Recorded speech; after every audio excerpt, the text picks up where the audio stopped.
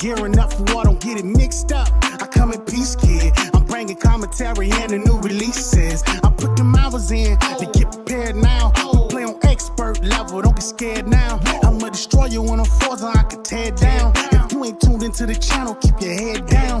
Cut the fix up with some Xbox babies, put the switch up. See me gearing up for war, don't get it mixed up. I come in peace, kid. I'm bringing commentary and the new releases. I put them hours in to get prepared now. We play on expert level, don't be scared now. I'ma destroy you when I'm forza, I can tear it down. If you ain't tuned into the channel, keep your head down.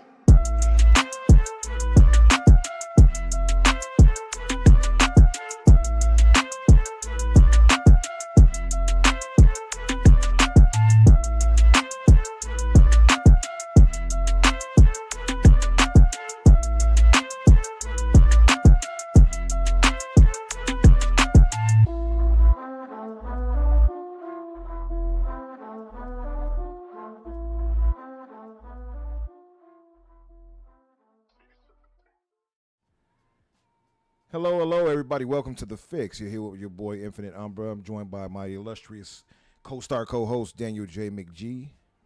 What's up? He always has such energy, as you can see. What's up? There you go. And we're joined here by three great guests. K. Asante will be joining us soon enough. That's Crusader and SloMo Backslap, who is slandering my beautiful Unreal Engine 5 in the chat. Ignore him. And we'll start with Crusader. Crusader, my brother, thank you for joining us. Beautiful on a curve. Listen. We're not going to do this tonight. We're going to stay positive. We're grading on the curve. We call it beautiful. Beautiful in a small town with like 20 women. That's beautiful. Yeah. Chat, in Texas, we call that a Waco 10. Strike that from the record, chat. Yes, we'll start with Crusader. My brother, thank you for joining us. What have you been up to, man? And what have you been watching, playing? What's been up with you? So I have fallen back in love with Star Wars because of Andor. So I have been playing some Battlefront 2. I have been playing Star Wars Outlaws, which post like patches is actually fairly good. I'm really enjoying it. And I recently released my mega thread of all of the projects that Microsoft has announced is leaked or rumored to be working on. So like basically everything that is at a Microsoft studio that has been rumored or leaked or even confirmed by them, it's all in that thread. That went live last night for the start of the not E3 season. Woo. Nice. But Andor, you've been loving it, huh? I've been hearing nothing but positives about that. I loved Andor so much. You watched both seasons or just the first you're talking about? Both seasons, yeah. Okay. I was watching it episode to episode when it was coming out for the second season. I loved the first season. The second season's even better. I got to check it out. It was your boy Daniel Luna, right? Yeah. Diego Luna. Is it Diego or Daniel? I forgot. I believe it's Diego. And one of the Skarsgårds, isn't it? I can't think of. It's the dad Skarsgård. Yeah. Is that Stellan? Yes. Yeah, I think that's right. That feels right. And he's really good in it. Yeah. Where'd you think they came from? I just know about the tube. Well, I'm sure like they didn't come out of a test tube, right? But I didn't know like the father Skarsgård was an actor too. I just know there was like a muscular one and a really skinny, scary looking one. And right, yeah. You've got Tarzan and then you've got it. Yeah, for sure. Only two I knew about. Literally. Yeah. Wagwan Bounty. I'm sorry, I'm besmirching. I'm sure Everborn would not like me doing that. Yeah, but have you been playing anything, Crusader? So I've been playing a bit of Star Wars Outlaws. I've actually been playing a lot of in-person Magic the Gathering again lately. I'm really excited for the Final Fantasy set that's dropping really soon. Oh, you rolling dice, huh? Like I'm building for anyone who knows Magic in chat. I'm building a new commander deck for the first time in like 5 years. I'm building using one of the new Final Fantasy legendary cards. I'm building a Maze's End alternate win con lands commander deck for anyone in chat who may understand what the hell I just said. What color is it? Person I feel like would it's understand rainbow. It will be. It is rainbow. It's using the card that's based around Yoshi P himself. Really?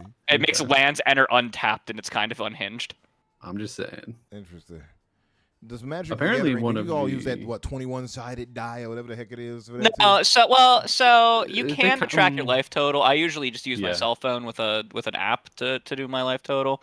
There's some dice rolling in it, but most of that is in very specific like cards that are function around D&D itself. True.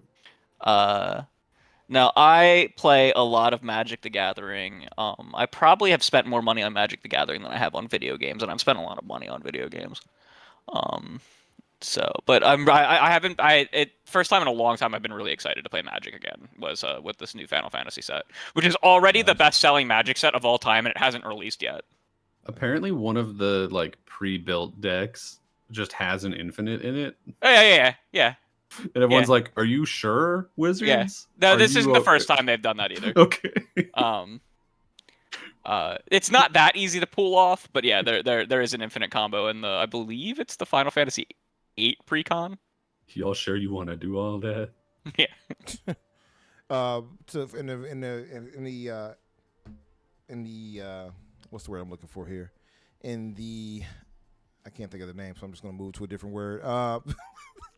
To move us forward, because of the limited time, I need some ginkgo biloba. I'm telling you, my memory is out of there. I'd be like, yeah, this word I was just about to say is just like gone. But in my head, SloMo Backslap, thank you for joining us, and except for the slander you provided for Unreal Engine 5, be making sure to take you to court. It's never slander when it's true. But that's why I'm taking you to court, because you have slandered the good name of Unreal. And so, thanks for joining us, brother. What have you been up to? What have you been watching, playing, et cetera, et cetera?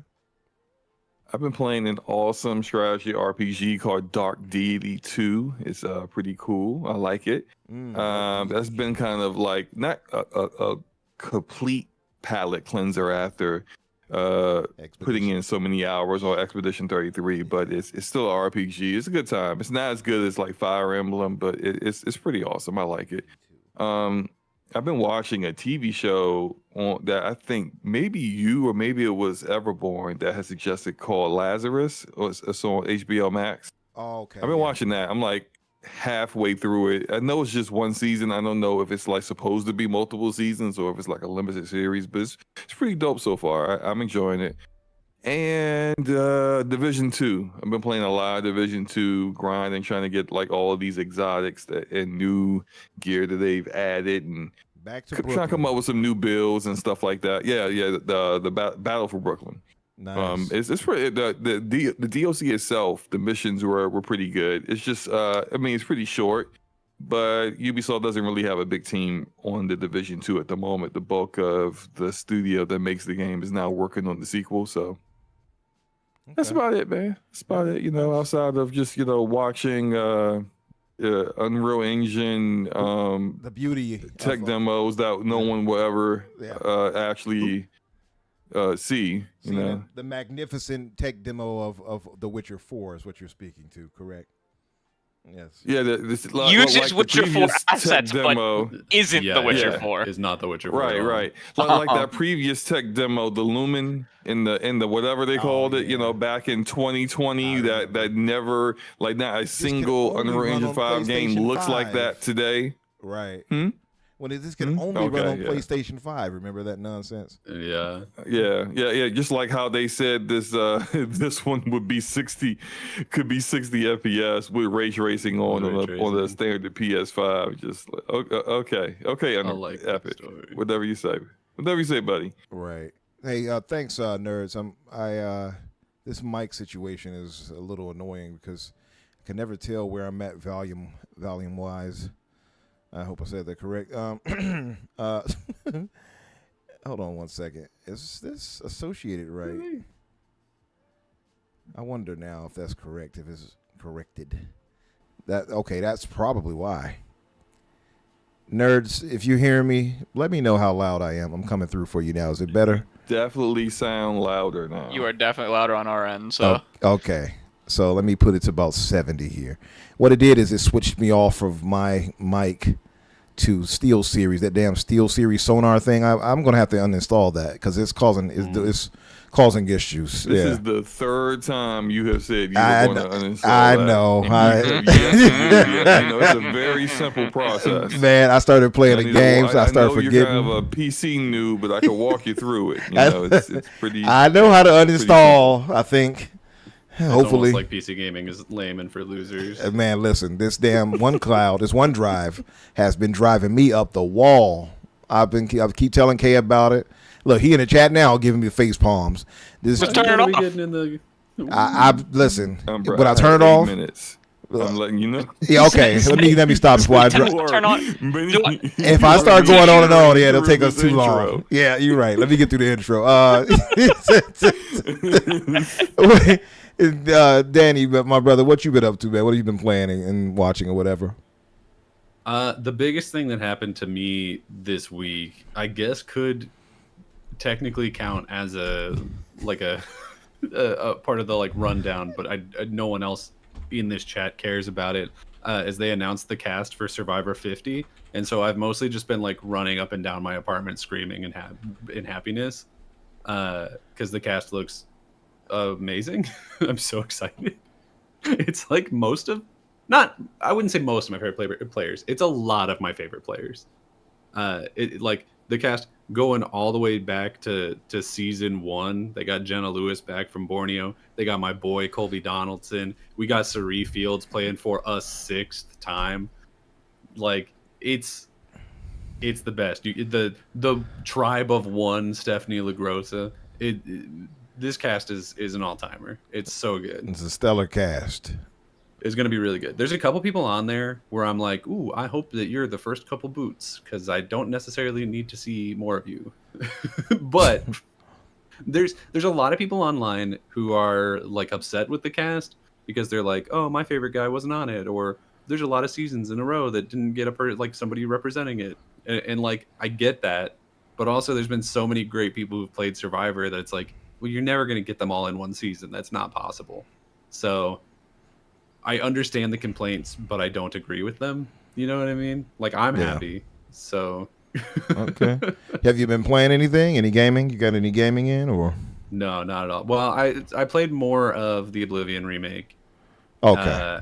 And I've been having a lot of fun with that. I finished the Fighters Guild and I finished the arena and I did just like a bunch of side quests. Nice. But I haven't after really progressed the main story at all. After Expedition 33. Expedition 33 took my attention away from everything. I never even went back to Oblivion.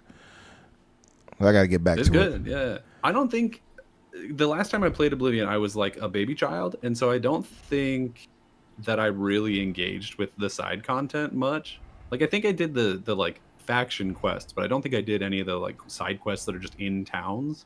So every time I ran into one of those, I was like, whoa, what's going on? There's some here? really good ones.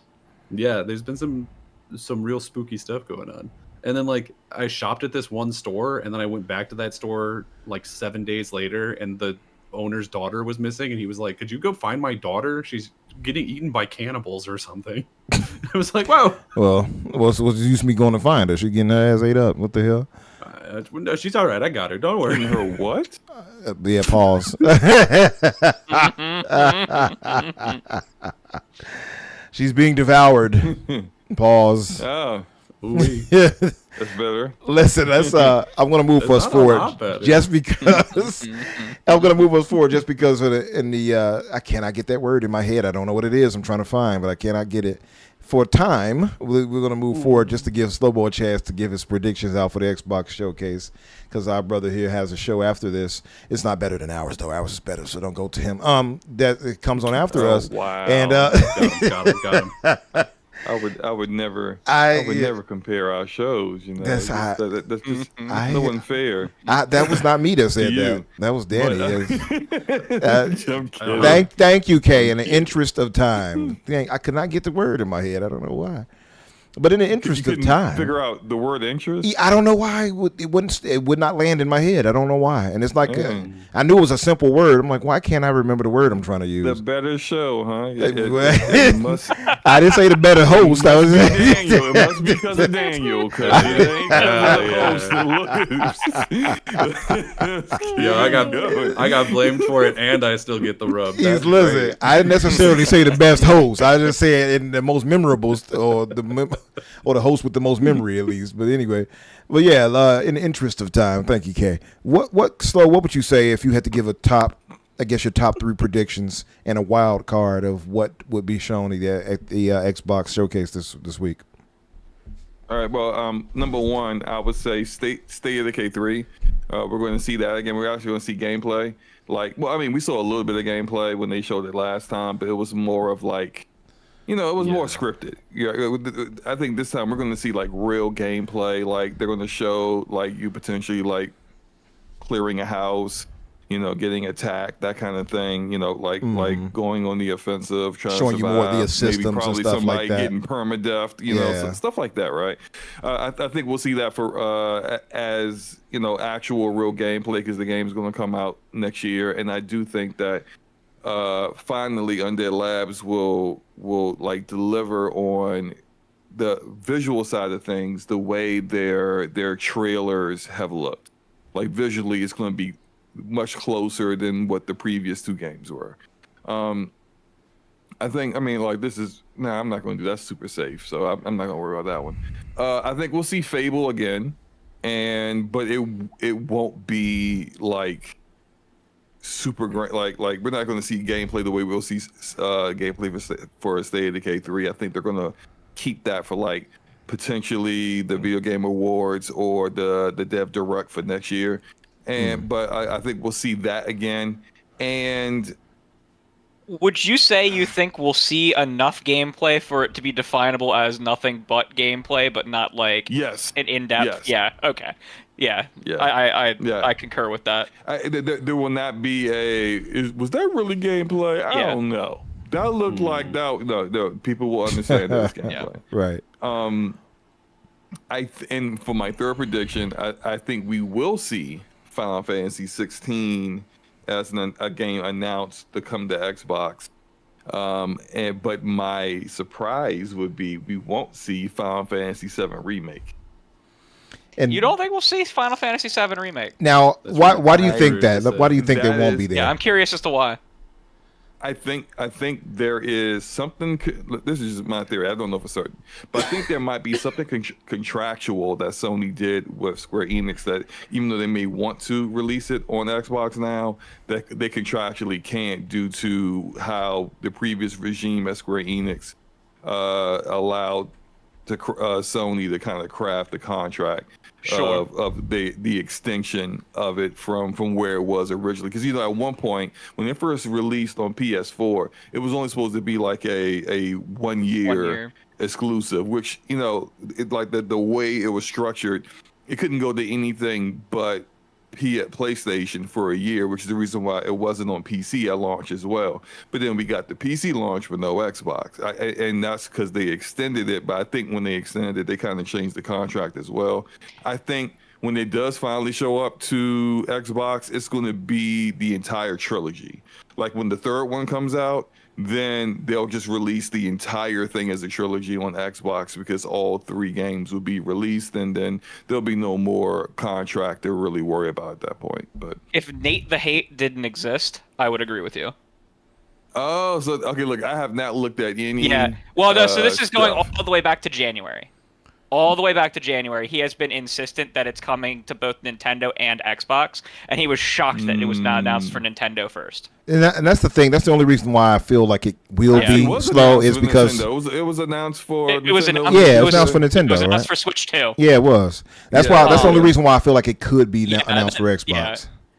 Because I think they're going to announce the release date for it at the Xbox showcase, and then afterwards, it's also going to be the release date for the Switch 2 version. Because they'll just release them. So that's why they didn't have a release date. They didn't have a release date for the Switch. Yeah, the Switch version. They showed it at the Switch showcase. Yeah.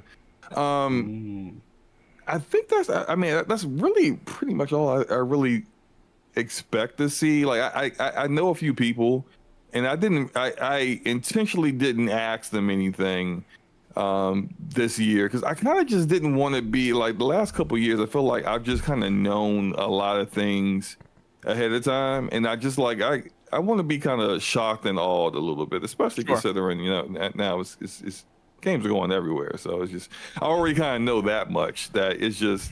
You probably will even see some logos for some platforms that you didn't see previously. They did it at the developer direct, so they're gonna do it here too. Like there's Right. no Go doubt see some about that. unwelcomed logos there, aren't we? You think you think we'll see another Starfield expansion? That's the rumor I'm hearing that we would, right? Grief. Yeah. I mean, because with they the said way, they wanted I to do hope them it's yearly. better than the last one. I like agree with Starfield, that. but the I'll fight expansion, you. man, I want It to was- throat punk somebody yeah. after playing Shattered that. Space So, was like- literally better than the base game. What are you talking about? I am You're high. in line with SloMo here on that. I You're love high. Starfield's in my those- top 10 games, and I think I gave Shattered Space a 6 out of 10. Bro, Yo, that's the crazy. Crimson That's Raiders insane. quest line. It was too short. Like, I loved it. All those quest lines were dope. I almost feel like Shattered Space was like, hey, we need a quest line for these cult-like people, but let's just cut this out of the game and make it a DLC. I'm just. It didn't rub me the right way. Plus, Nerds it is was on your side. Buggy as all get out. Yeah, Nerd said it was terrible to him too, and he loves Starfield. I had a lot of performance issues when I played it, which I didn't have with like the original. Like, I mean, the original was 30 FPS when I played it on console, right? But like, Oh man. it's condolences. uncapped now, but I had like such an unstable, uncapped performance that it was ridiculous on like, and that's with VRR, like, and I just had this like really bad stuttery experience. Yeah, I mean it's better than most Bethesda game launches on, but like even on PC, like it has some performance issues. It got better, pretty quickly over the next couple of weeks after it launched. But I mean, I enjoyed Starfield. I had a good time with I it. really just did didn't too. think the DLC just it disappointed me. I expected more. I think I landed at And, about a and- 7 or 7.5 with it. It wasn't it could have been better, but I didn't hate it or anything. But I feel you. I get you.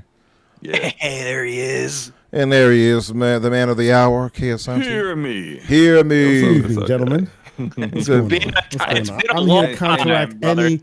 any of the Starfield slander. I'm also here to let one and all know that Unreal Engine sucks. I'm sorry. Hey. How y'all doing? That's not why I invited that's y'all. That's my tag team partner. I'm a tag. Y'all him see if this? I gotta go. He can tag in. And he can continue to letting y'all know how bad Unreal Engine 5 is. About I how appreciate you, how SloMo. Infinite Umbra has sleep apnea, Yeah. and he probably sleep apnea in addition to whatever that disease is, where people just fall asleep randomly. Like somewhere in this podcast, he's just gonna start snoring.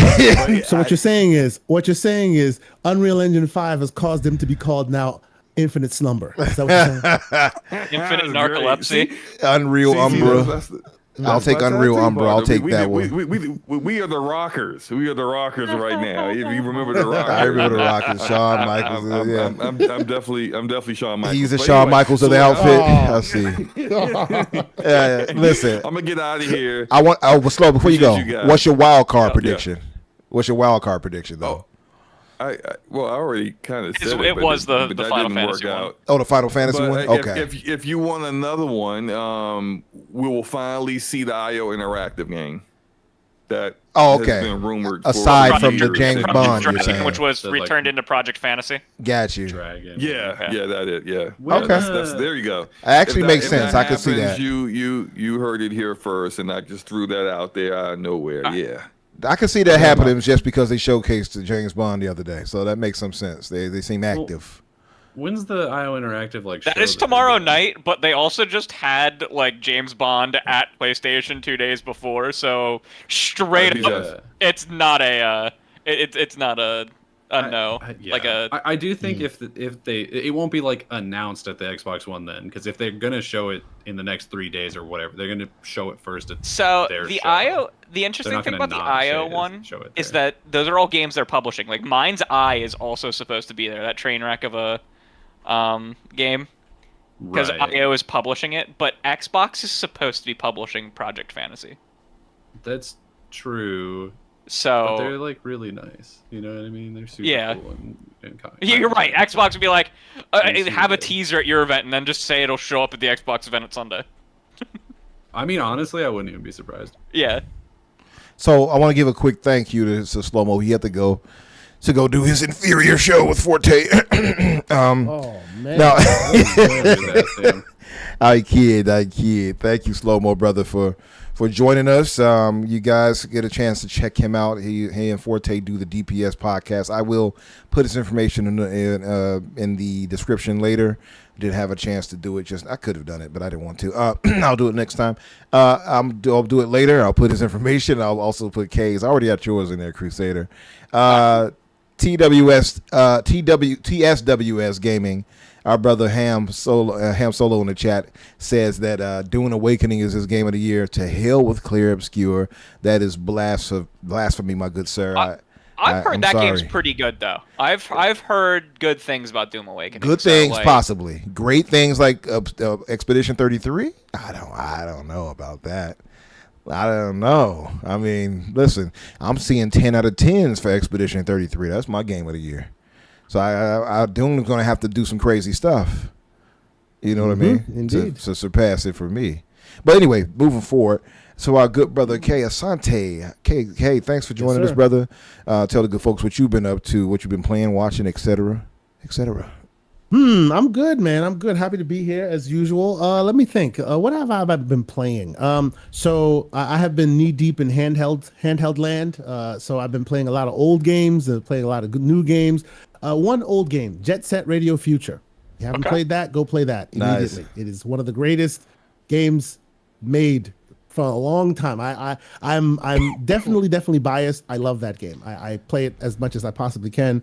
I just bought some new handhelds, so I've been emulating and testing it out and playing it there. So I really love Jet Set Radio Future. Nice. As for new games, Doom Dark Ages, also been having a good time with that. I think people should put some respect on id's name. They are the only AAA high clip IP studio that reinvents the wheel every time they release a new game. Right? Most people will take the good that they have and they'll just iterate on it. They will say, "Oh, you liked what we were doing in original Doom? Screw that. Doom Eternal. You liked what we liked what we were doing in Doom Eternal? Screw that. Now we're doing something else." Doom Dark Ages, right? You know, right? And each of them have different fight mechanics, like completely different. And I think that's just commendable in a world where, you know, AAA high budget games don't get the chance to be dynamic and take risks. These guys take a risk every time they come out with a new game. I think that's pretty respectable. So that was real cool. Let's see. The last one I'll mention is the one that everybody else is playing. I'm almost at the end of Act 2, and I'll just leave it there. Expedition 33. Okay. So I'm glad you're finally progressing. Finally. Bro, life is hard, man. People got lives. We got wives and children. I know. No, I'm happy that you and one last thing, because y'all do TV, Andor. If you're not watching it, you should be watching it. It is. Crusader was just talking about Star Wars. Peak Star Wars. Crusader was literally just talking about it. Yeah. I've been playing so much Battlefront 2, and I've started Star Wars Outlaws because of it. There you go. Dude, people should actually. I tell you what, if you can get Star Wars Outlaws on sale for like $30 after the patches, pretty fun. Yeah, it's a fun game. I probably will get it eventually. It is Assassin's Creed in a Star Wars shell. Like. Yeah. It does some things really, really well. Really well. And the world building, it's good. It's good. You no longer just fail missions when you break stealth. So like it's fixed. So reading Riskit's chat, he says, "Gentlemen, Xbox has a giant IP coming. So think about the biggest, most recognized IP you can." I said GTA, And then he says, not a gaming IP. But then he says they're making a game that will make you dizzy, capitalized D, at the knees. And the only Dizzy I can think of is Dizzy from Gears, whose voice actor passed away, if I'm not mistaken, recently. What does that mean? Dizzy at the knee? How do you get dizzy at your knees? Dizzy at the knees. I assume he means that you're going to collapse. I don't know. The knees will get wobbly. That's not a phrase I have ever heard. Yeah, I think I've heard the expression before, though. Dizzy at the knees. Very Australian cryptic expression. Like, yeah. Something that you just can't understand at all. Like, come on, Risk It. Yeah, so, I mean, I'm not shocked that Disney, all right, Risk It's saying Star Wars. Yeah, Star Wars is about the only thing I could think of that, like, they have studios equipped for that they could make something cool with. They have like half a dozen studios that could make 6 totally different Star Wars games that would all be really exciting.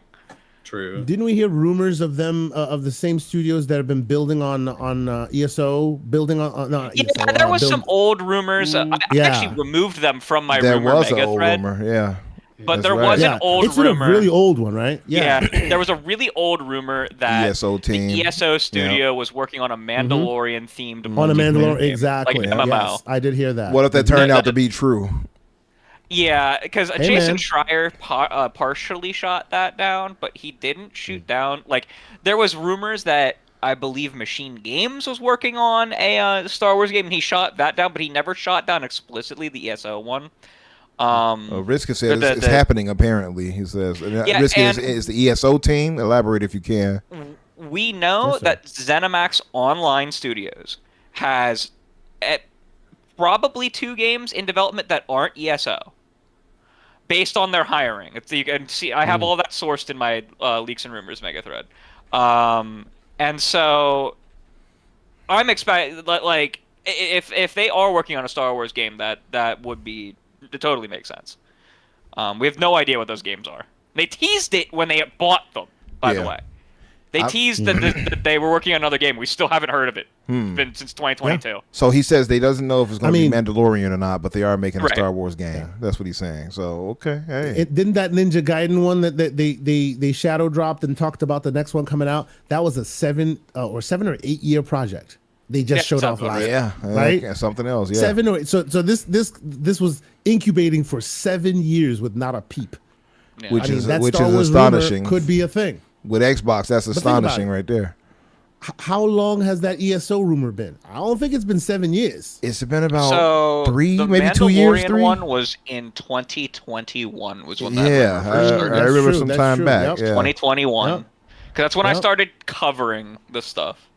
Sure. Yeah, I remember. Like, it had to be about a few years back.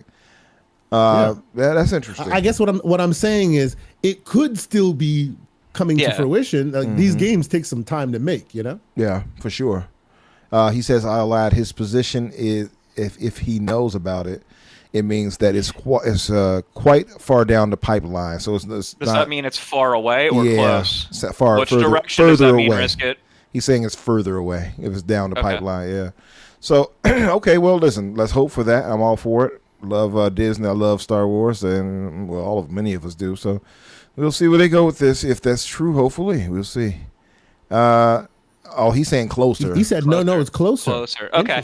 Well, that would line up. Far down the pipeline sounds like further away. Farther down the pipeline of like development, I suppose, is what he means. Like it's like further. It's pushed further through. It's almost done. Okay. I think the expression is further up the pipeline if it's closer. If farther down means... I don't know, man. These darn Australians, am I right? Right. Damn you, damn kangaroo family members. Hey now. Leave kangaroos alone. Somebody posted a damn image of a kangaroo on a flight talking about Risky that's on his way to L.A. I saw that. It was hilarious. I'm like, you know what? But anyway, I want to say shout out to everybody in the chat. By the way, thank you all. Risky says he works the tail end. Like, what the hell? He works the tail end like Umbra, he says. Hogwarts Legacy Enhanced is still 30 frames per second. Also ridiculous. Yes, Lotus, I agree. Listen, it's okay for you. By the way, Kay, I heard somebody happened to get a certain new device. Is that the case? What device are we talking about? I've been doing some pig activities for the past. You have been pigging it up. That is true. I've been pig. The latest launch of a big device. How about that? The latest device, yes, the biggest device. That's out I right do. now. I do have a Switch 2 right here, cooling its heels. And yes, I do have. You this mean to device. tell me that It is 40 frame cool. per second beast is what you're cooling down? Stop it. No. I hear when it's docked, it can hit 45. Yeah, hey, on a good day. See, I expected that from you, Mr. McG. I'm here for that slander, sir. I want to hear some good McG Nintendo slander. New rock just dropped. What's up, chat?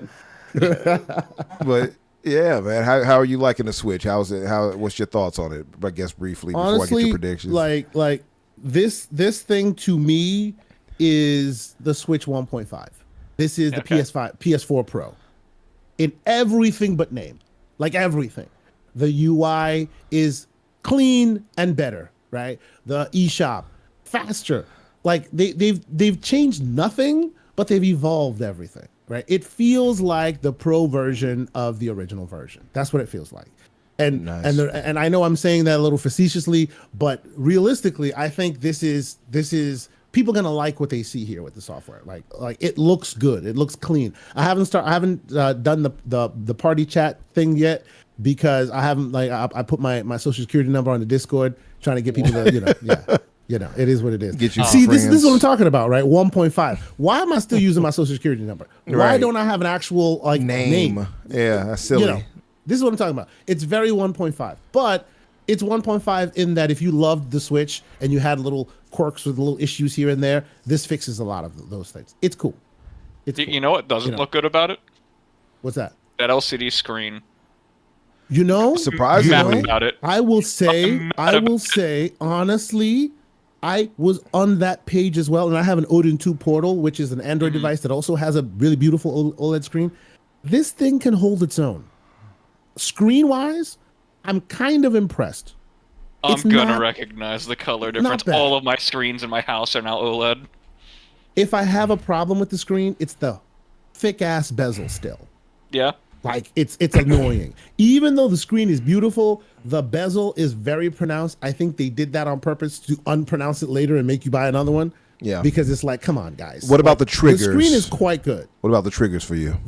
The triggers, sir. You know why you're asking me that question. Well, I'm 'Cause you heard innocent. me get triggered already. So, the triggers are garbage. Like garbage. The triggers are ass. Now, maybe it's because no one has ever really expected much from the triggers on a Switch, right? Like the first ones weren't that great either. I bought the Pro controller expecting that would be better. The Pro Controller 2. That also at $90 whatever has triggers that are literally just button Wow. presses. So like if you're playing like a racing game, there is no revving of your engine. There's You're no either feeding driving or you're back. not. Yeah. Right? What do they There call is that? no soft presses. What do they call that? It's a name for that. The tactile. Yeah, Is it tactile? Or, yeah. Yeah. It's not the hair trigger. Hair triggers when you lock it. It's I forget the name of it, but analog trigger. The analog trigger that Okay. adds more juice as you squeeze it more. Right. Right. Pause. But yes, I don't like that. That is a problem. So if you're not a racing game person, or if your gaming doesn't tend to be like highly focused on triggers, that won't be a thing for you. But like I was talking to like John Wolf, for example, when Forza Horizon 5 eventually comes to Switch 2, this won't be the way to play it because it won't allow you to rev your engine properly unless they rebuild the game to not allow for that, right? The way that game plays today won't be compatible with this controller, whether it be the Switch 2 or the Pro 2 controller, because neither of them have analog triggers. That's a bad thing. Second thing that I have slander with, the dock is also trash. It's not secure. It's not like locked in. Switch 1, when the dock first came out, people had problems with it. It was scratching switches. And then over time, another version of the Switch came out. The dock was far more secure. It was not scratching anything. It was all good. Right. This one, very wobbly, like very wobbly. So It's kind of like reverted. I saw also, what was it, the other thing? Oh, the screen. You were talking about the OLED versus the LCD here. I will say, from what Kay has shown us, this screen actually looks pretty vibrant. It's great. And pretty good. It's great. It really is. It really is. And I'm with you, Crusader. My first thought was, come on, man. Y'all went OLED, now you're going backwards to make me buy another OLED later, right? And that's definitely what they're doing here. Just buying but the OLED I will later. give them credit. I will give them credit where credit is due. This screen is very nice, like very nice. Even compared to their OLED last gen, this screen holds its own. It's very nice. Yeah, it's funny though. I do have because you also compared it size wise to the Odin 2 Portal order. Yeah, and I have mine coming. It should be arriving next week or maybe the week after. So I'm ready for that OLED experience as well on the handheld. Obviously, I have the OLED TV and everything. So I get where he's coming from. Did you theoretically hear that certain people have been able to do certain things with this thing? So at some point, the Odin 2 might shine even brighter. Shine even brighter than the diamond. I've heard. Yes, apparently. I'm gonna keep quiet because them ninjas is prolific. Oh, you know what? Keep Yeah. quiet about that. I'll leave it alone. I don't know that you really need to because there's no foreign code running on it yet. It's just No, not yet. Yeah. It's not yet. It's not. Yeah. I'll just say if you all remember it's what literally they the did. dipping of the toe. Yeah. Pretty fast. It's one of the fastest pretty I've ever fast, heard yes. for a console, to be honest. I was with having you. debates- We're on day one. I was That's having pretty quick. debates with guys on Discord. They were like, "Oh, a month, 2 months, 24 hours, not even like crazy. That's wild." Yeah, they figured it out already. 7 C's, everybody. The MVG 7 wasn't afraid. C's. But yeah, MVG wasn't afraid to tweet about it, so who you know. posted it? Excellent. There you go. MVG posted MVG? about it. Oh, did Modern he? Vintage Gamer posted about it. Oh, So wow. like, Yes. yeah. Yeah. Well, hey, we knew it was happening. I just didn't. I don't know if we all thought it would be this quick. But yeah. So let me drop a little quick slander before we move on here. Yes. I think this will really upset them because in my heart of hearts, no one can get me to believe differently. They literally hunted down Yuzu and got rid of it because they didn't want this to happen. They didn't want a weekend you're playing all these quote unquote Switch 2 games on other devices, which would then tell you they didn't quite do much. This is 1.5. They still Same have to codes. find an RCE exploit. Like there's still no way to run remote code Oh yeah, on it yet. There's still some room to go. Absolutely. Yeah, there's Absolutely, there's a lot of work to go Yeah. before There's like still- the there's thing still can be room to go, jailbroken. Yeah. Yeah, But for again, less than 24 hours. Yeah. The toe is now dipped in the water. So let's see where we go. Dip the toe. But yes, Kay. So if you would, what would be your predictions for this? Flood says Nintendo don't. What would be your predictions for the show? Neither does Linux, but that's neither here nor there. Oh, Flood! You gonna let them talk about you? You better defend Lisa Sue, brother. We here to slander our penguin brothers. It's fine. Always. You can't talk about Lisa Sue like that. What's wrong with you? So no, but what would be your predictions, Kay? I guess maybe how much time do you have before you got to get out of here? You got to skedaddle on the I have next. I got about 15, 20 because I'll tell you I gotta what, wake there. up at 3 a.m. Give me your top 5 games you think might appear there and one wild card. How about that? Ooh, top 5 and 1 wild card. Okay. I will agree with my tag team partner, Mr. SloMo Backslap. I foresee I foresee something like State of Decay 3 being in the spot. Like it is definitely ripe at this point, and I agree with him that it's prime for like a gameplay reveal at this point. It's prime for like a real reveal. So that's one. I believe it or not, I think Contraband. I actually agree. Like it's been bubbling in the background for some completely. time. Yeah. It's been bubbling, right? I think we put more meat on the Contraband bones there. I don't think you get a release date or anything. Maybe I wouldn't go that far, but you at least see it as a real game more than the cutscenes that you've known up until now. So there's that. I think 90% of the things are going to have Windows. Yeah. They'll have They'll Windows. have a year. Yeah. A year, That's maybe a like fall. Yep. I agree. Yep. So that's 2. Let's see. 3. Oddly enough, Everwild. Okay. Also hearing some bubbling in the background about Everwild. It's not as dead as you think. It seems to be, moving and shaking and whatnot. So maybe we see hey, we're not dead yet. It's still coming. I can see that. Yeah, signs of life, basically. And that's the 3rd, right? So the 4th, Right. The 4th, some kind of that has it already been announced? The Gears E-Day. Yeah, Like, Gears coming E-Day on was the announced show? last Yeah. year. Definitive. Yes. No, yeah, I know it that, was, but it will was it be here? Oh, they no, didn't it has say. not been They announced didn't that it will say. be here. Yeah. I They think we actually get more haven't said gameplay. anything. They've said nothing about what will be here. I think we see gameplay of E-Day. Like we see proper gameplay of E-Day. I think. I'm gonna Right. take that a step further in mine. Okay. Okay. When I go, take that a step further. Fable, I can see that as well. Now my dark horse, I have 2 of them. You decide which one you want to take. The one that I hope is happening, and the one that I suspect is happening. The one that I hope is happening. Let's go with the hope. My dark horse. Yeah. The hope. You'll see Blade gameplay. Okay. All right. Blade gameplay.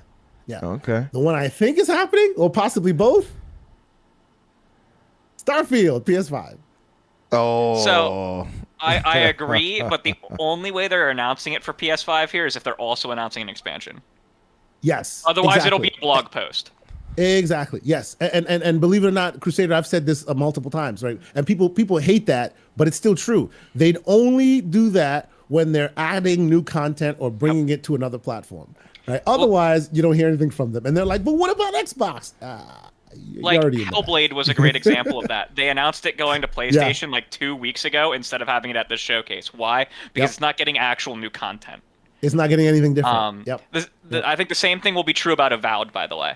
Avowed will be announced for PS5 if they announce an expansion here. Yeah. Interesting. No, I agree with that. They don't want the Xbox main to feel left out. So there has to be an expansion that'll go to everyone. Right. But they'll definitely, if there is a PlayStation announcement, then you'll see it at the show. I don't disagree. I don't disagree. But yeah, those are the ones I kind of feel that everything I've called out, oddly enough, is a bit of a safe bet. Like I don't think any of that is out of the realm of possibility. But yeah, that's how I feel. There's some unlikely craziness that could also potentially happen, but that stuff, I'll leave that for others to deliberate. But I think I'm pretty safe on that. The only one that I'm a little bit 50-50 on is Blade. Okay. Well, I wonder how long they would have been in development for Blade for that to be the question anyway. I wonder. So when we saw Blade, it was in development for a couple of years already. A couple of years by that point. I thought they had just announced that it was starting. It may have been that you just announced it, but it might have been in development. Like a year. Yeah, they were in pre-production. There was some moving and shaking already. It wasn't And just that was at the end of 2023. Yeah. Yes. Because it was right after the first inkling that Xbox was going multi-platform at a investors thing where the one executive was talking about potential stuff on Switch and PlayStation, and people were freaking out, and then people freaked out more because Blade didn't have the Xbox logo or Game Pass in the trailer. Mm-hmm. On that point, and I see you in the chat there, the great J Mac. Expect logos. Expect mad logos. Yeah. Yep. Do you think it'd be any exclusive to his question, Kay? I mean, I don't even if there are exclusives, they are not touted in a real way. I mean, like we recently saw the exclusive that is the remake of Space Marine, but it hasn't been pimped like that, right? Right. It is what it is, right? It is what it is. So I think you may see games that only come to Xbox or the Xbox platform, but it won't be used as a matter of pride. And if anything's exclusive, expect it to only be timed. Yeah, I agree with that. I don't think there will be any exclusives. No exclusive. I don't think we'll see any game that. Well, you won't hear that word. Yeah, but I suspect there may be games that will be on PC and the Xbox ecosystem and not on other ecosystems. There may be some, because remember, these games take a while. They don't just change. Even if they change their method and they change their business model, they changed that business model a year and a half, 2 years ago. Yeah. These games were in development for 7 years. Some of them, you can't change on a dime. Yeah. Right? Yeah. So moving forward, you'll see it all go, but possibly because of the way the development works, you may see some exclusives, a la Space Marine 1. Yeah, that one I'm also not entirely sure there's an actual deal for. I think it's more that there's just limited resources at the development studio because Relic is now separate and they're partially outsourcing it. It's still being published by Sega. I think that one was just that, like, this is the money we have to develop this. We're putting it on one platform. They will pay us for a Game Pass deal. Like, I genuinely don't think there is actually paid timed exclusivity for that. No, I don't think so either. I don't think so. I think it was just the nature of the beast. It wasn't a timed exclusive. Yeah, that's my thinking too. I mean, what sense would it make to say, hey, we don't have our first party exclusive, but we're going to get this third party exclusive. And that's the reason why I say you may get some, but they will not use that as a sense of pride. Because if they use it as a sense of pride, it's something they pay for, something they did on purpose. They're not doing that anymore. Yeah. Yeah, for sure. Okay, so those are some good picks, I think. Solid reasoning behind it and everything like that. I would ask you about the PlayStation Showcase, the State of Play, if you will. What did you think about that? What were your best takeaways from that, and what score would you give it? It's weird. I find myself a minority among minorities. It is what it is. Like I actually liked the show. Right. I've said it before. When it comes to PlayStation shows specifically, I always look at them. I vote on them in two different ways. Right. As a gamer, how do you feel about it? And as a PlayStation specific gamer, how do you feel about it? Right. Because some people like me use that platform specifically to play their games and their games alone. So looking at it through that lens, specifically as a person, like what will get me to buy games on PlayStation, like this game. There were some games that I really enjoyed, like just general games that I really, really enjoyed that I thought was really good.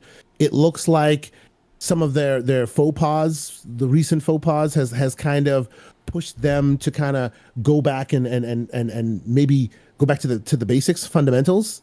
Like there are some games that I saw on that list that I was like, wow, the PlayStation of recent would not be showcasing that as much, right? It'd be one AAA banger after another. I know this is a different kind of show, but they spent a lot more time on the creative stuff, a lot more interesting stuff, which, PlayStation used to be known for. So I personally thought it was a great show. I gave it like a 7.58. As a PlayStation focused show, I do understand that a lot of people didn't like it, and I can understand why you may not think it's great from a PlayStation standpoint, but just in general, it was a good show.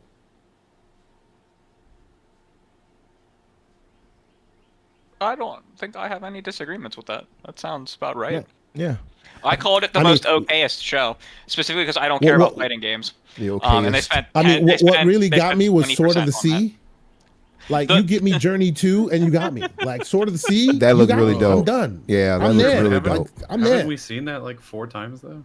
Sword of the Sea? That's my first time seeing it. Yeah, that was my first time. That was brand new. We've never seen that I before. promise you I've seen that before. Have you? Is that the one that looked like Sea of Thieves? No, he's talking about the one where you sword surfing. Oh. Yeah, this is the one that literally looks like expanded Journey. If you've played Journey before. It's like the Abzu guys, right? Yep. Yes, it is the same. It's the guys who made Journey and Abzu. It's like they put Abzu and Journey together. Before. That was announced in 2023.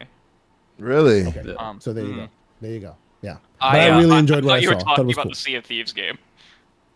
Yeah, you're talking about the. I thought you were talking about the discount Sea of Thieves. Yeah. The Sea of Thieves clone. Yes. Discount Sea of Thieves. Team Sea of Thieves. I genuinely, it took me 15 seconds watching that trailer to be like, is this Sea of Thieves? And then finally I was like, okay, no, it's not. But like, I was like, so are we saying that pirate games have become the Killmonger haircut? Yes.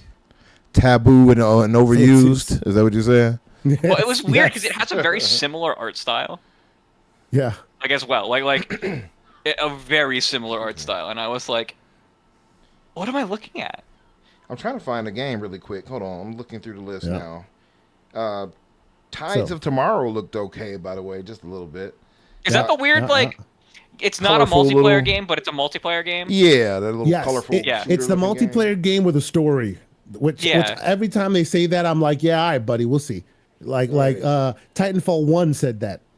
Okay. So the Sea of Thieves rip-off, if you will, or whatever inspired was called Sea of Remnants. Okay. Sea of Remnants. And it looks interesting, though. It has a I weird mean, Sea of puppeteer Thieves, looking Sea of thing going on. Remnants. Come on now. All right. Sea of Remnants. Hirogami, really Hirogami. cool. Really cool. I'm super excited. That looks pretty good too. It looked really cool. Like I love those 3D. You know me. I love indie style kind of games. Luminous. I'm a Luminous guy. I love Luminous. It reminds me of Tetris. You know, it's good. There was some good stuff here, right? Yeah. Even Pragmata, I thought showed pretty well. You know, I still make fun of that girl's hair. I'm like, what she got on, a bad wig? Like, what's all the hair? What's going on right there? Also, it too, can't all be baby steps. You know what I'm saying? yeah, right. Baby steps. It looks hilariously, I don't know, silly. But also too, there was what about that? I don't. You are a VR aficionado, I believe, Kay, right? Did you care about that Thief announcement? Yes. Did that Thief announcement in VR do anything for you?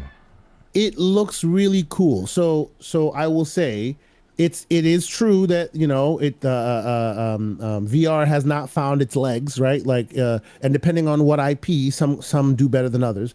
The Batman one was freaking awesome. Like it was the truth. It was something. It was a mover. It was a system seller. People finally got in and went, oh wow, this is actually pretty good. Right. Since then, they've done what's the name of that IP? The oh my goodness, like their name is escaping me. Very hardcore. They used to be part of the studio that made Stalker, and then they split. I forget the name of the studio. Metro. Yeah. Metro. Yeah. They made a VR version of the Metro series, also very, very good. Right, and a lot of people are playing it, and it's getting more attention. I feel like the VR space needs consistent quality, and a few times now they've had games that, like standard normal gamers on pancake screens, recognize and also recognize that it's quality. So, as long as this one also is good, which it looks like it will be because it's very stealth heavy, stealth lends itself well to VR, could be good. You know, more and more of these things hit well. And maybe we'll one day get Infinite Umbra to buy one. You know, was that the only VR game shown? Good luck. They had a couple. I think they had a couple. That wasn't the only thing. I can't remember any of those VR. Was there another Luminous was a VR game. And Luminous is also VR capable. Yeah. Oh, Okay. okay. That was the. Because I know that the Thief game is on every VR platform. Yeah. PSVR 2 gets one last gasp of air before they send it off to the glue factory. And one last gasp before it drowns in a sea of remnants. I mean, let's be real here. Like, I appreciated it. It was cool, but I am playing on PSVR, right? Yeah, all right, for facts. I'm probably playing on Steam. What about Neo 3? Did they do anything for you, Kay? We were talking about that earlier. Neo is not my bag. Yeah. Like, Neo reminds me of The Last Samurai, the movie. You know what I'm saying? Yeah. And not in the best ways. I know what you mean. You know what I mean? The more accepted, exactly what I'm saying, the more accepted foreign samurai. Yeah. You know what I mean? Like, yeah. I'm a big fan of Big Willie style. All right. The more accepted samurai who was in there, foreign samurai at least. Yeah. They sure didn't show Yasuke this love. Yeah. But you know what I mean? So the people who play it and the people who like it say it's good. It always reminds me of generic FromSoft kind of. It just does. I don't know why. It just does. So it's not for me, but those who like it I suspect will like it more. They are always beautiful. Like, they are always beautiful. So there's at least that. That's good, you know. Yeah. It's not for me. We were talking about the Neo thing. I know John Wolf is a big fan of it. Shout out to John. And we were talking about it earlier on Discord, and one of the thoughts were that it wouldn't make sense for them to bring this to Xbox unless they were bringing the first two games over. Yeah. Do you think there's any likelihood? Weird, right? Yeah. I don't know if they're bringing it to two other platforms, or to Xbox specifically, but if they were bringing it to Xbox, I would only see that be like, I can only see that happening after you announce 1 and 2 in Game Pass, or some kind of combo deal, or some kind of collection that they're releasing to the Xbox audience for part 1 and 2, right? Because unlike, and I remember we were having this debate in the Discord, they were like, well, you know, what do you call it? What the heck was the name of that game? Titanfall 2 came to PlayStation, but Titanfall 1 didn't. Right. Titanfall 1 didn't have a campaign. Exactly. Right? Titanfall 1 didn't have a story that continued on in 2. Right. This definitely does. Yeah. So It's a like, I'd be difference. very surprised if they don't show it. Yeah, I'm with you. You'd have to show the first You couldn't bring a 3 over to me, be like, here, jump in. Like, no, I don't know what's going on Yeah. here. Right. What's my motivation, Like, as the actors would say. Gears, right? Even Gears, they're bringing E-Day, which is the prequel to the story to PlayStation. They didn't bring 1 or 2 or 3. Has They yet brought to be announced, but it's almost certainly happening. Yeah, I mean, come on. One Yeah, is they're- going. One Yeah, is confirmed. 100%. One is the one they announced is going. Yes, which is also confirmed. Yes, Yeah, absolutely. right? E-Day has not been confirmed for other platforms. True. One has. But I guess my point is, you don't bring 3, right? Of a trilogy, you don't bring part 3. You a mean new like platform. you don't put Uncharted 4 on PlayStation or on PC before putting Uncharted 1 through 3? Wait. Well, you know. Yeah, No, they were dumb. This is just me yelling at PlayStation. This is me Yeah, that effectively was yelling just- at PlayStation. That was just a ridiculous move. But yeah, it is what it is. What are you going to do about that? True. So, Kay, I know you got to get going, brother. I want you to have a safe trip out there. Thank you. Yes, Appreciate sir. We got to talk about this OneDrive situation next week. it. Oh, this man. I'll This roast man. the shit out of you. Get me in there. I'll roast the shit out of you for it. I have. I'm getting. What's the word? Berated enough from Kay, so I only need Sir, one person. I will help you solve all the problems you want, but I Yes. need you to admit that the problem is between the keyboard and the seat. I think this is a Microsoft issue. I think it's between the keyboard and the seat. I think somebody told you to press the any button and you got stuck there. I think it's a problem. It's fine. It's fine. We'll help you. It's okay.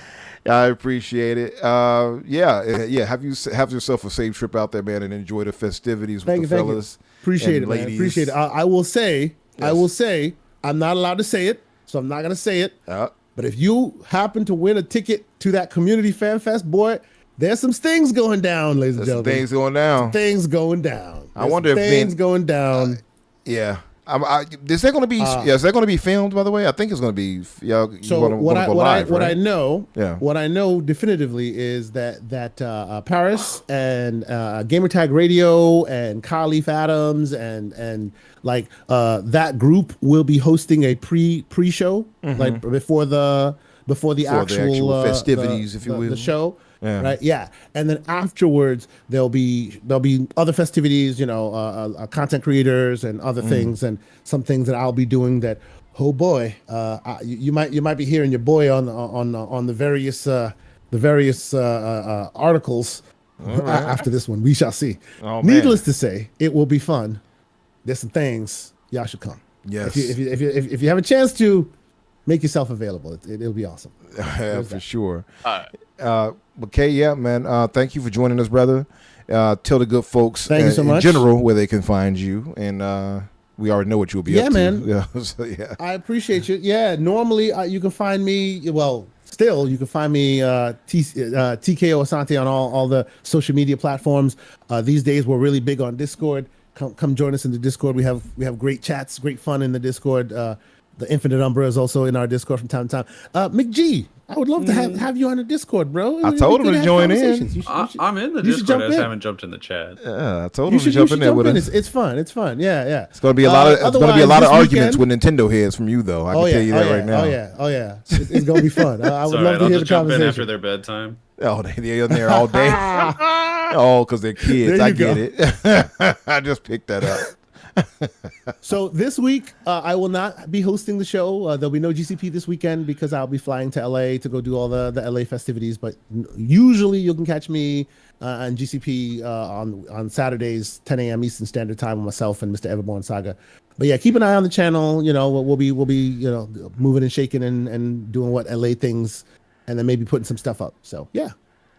All right. Yeah. All right, brother. Yes, definitely, guys. I will try to also see if I can post a link for the Discord, the GCP Discord as well, once I add Kay and SloMo's information down below. For sure, you all should join that. We have a lot of great discussions, a lot of great debates. People get their kneecaps taken. This is a part of life. It makes us better debaters and I think more nuanced in our views once we get to talk with these great gentlemen like Kay and Everborn. So I will leave. I will break out now. I will listen to you. I'm about to go to bed, but I'm going to listen to the rest of the show. But I will say before I leave, let us not forget we need to keep fighting the good fight. Let's keep fighting the good fight for all the gamers, because no one needs to continue to feed the beast that is Unreal Engine 5. Hey. No one needs that. I was giving you a great send-off until you did that. No one needs that. In 10, 15 years, when Infinite Umbra and his Lord and Savior Tim Sweeney are like living high on the hog and causing games to cost $150 because prices have gone up, y'all gonna remember what I said. Listen, do not listen to Infinite Umbra. Greatness costs. He is in pocket. Greatness. Have a good night. Greatness costs, everybody. Later, Kay. Yeah, he's out of here. But listen, greatness costs. You all are gonna have to pay that cost. I'm sorry to tell you. Unreal Engine is where it is. Yeah, so, hey, you're going to have to deal with this. Lotus said, what did you say, Lotus? Keep your OG Switch. Do not waste money on the 30 frames per second. Lotus, you starting to sound like Floodzilla. Flood is like, 30 frames? He's like, what are we doing here? Flood is a very PCMR embellished fellow. He does not consider consoles anymore. Cozy says Unreal Engine isn't great for everything. Cozy, Unreal Engine is great for literally everything. It is not great for modding, objectively. I disagree. I think the modders just need to learn to be better. I don't think it's a fault of them. You have to if a developer doesn't create their own API for it, then it's almost impossible to look into. It sucks. I would say then maybe the modders don't need to do that, right? Maybe they just need to leave the game alone and let Unreal do what it do. You know what I mean? Crusader, just let Unreal shine. I don't know. Me playing Skyrim in the way that I play it fucking 12 years later is another thing to say about that. Cozy's co-signing you. She says Crusader is right. And Flood says 30 frames per second is against his religion. Anyway. But yeah, let's move forward. I want to move to you, Crusader, and Danny. Sure. You guys' thoughts on what the games could be. Danny, by the way, did you want to do a news breakdown or anything, or do you want to move straight to? I've got some stuff, but it's already 8:20. Yeah, that's what I was thinking. Predictions in the state of play stuff are going to take at least an hour. So. Makes sense. So then, Crusader, I'll go to you, brother. What are your predictions? And you can list I'll everything. Speedrun it. Yeah, you don't have to give a top 5. Give whatever you think your thoughts on, because I know you did a write up on it on what you think could be shown. So go ahead, express yourself and everything. Get your thoughts out. Gears of War E-Day will be shown with a release date of this year. What? This year? Yes. Now I think Boom also said something similar where he thought it could be this year. There have been a few reports throughout this year that have said that it could be this year. Jez even reiterated it in his opinion article. And I said it before he put up his opinion article that I think it's also this year. Because Phil Spencer has been there's a bunch of things this year that I'm not sure if we've announced or talked about yet, and I have to be very careful with what I say. So there's definitely something big this year that is not known still. I think it's Gears E-Day being this year. And I think that's why they want to get the first game onto PlayStation and remastered this year so that you can play the prequel and the first one back to back.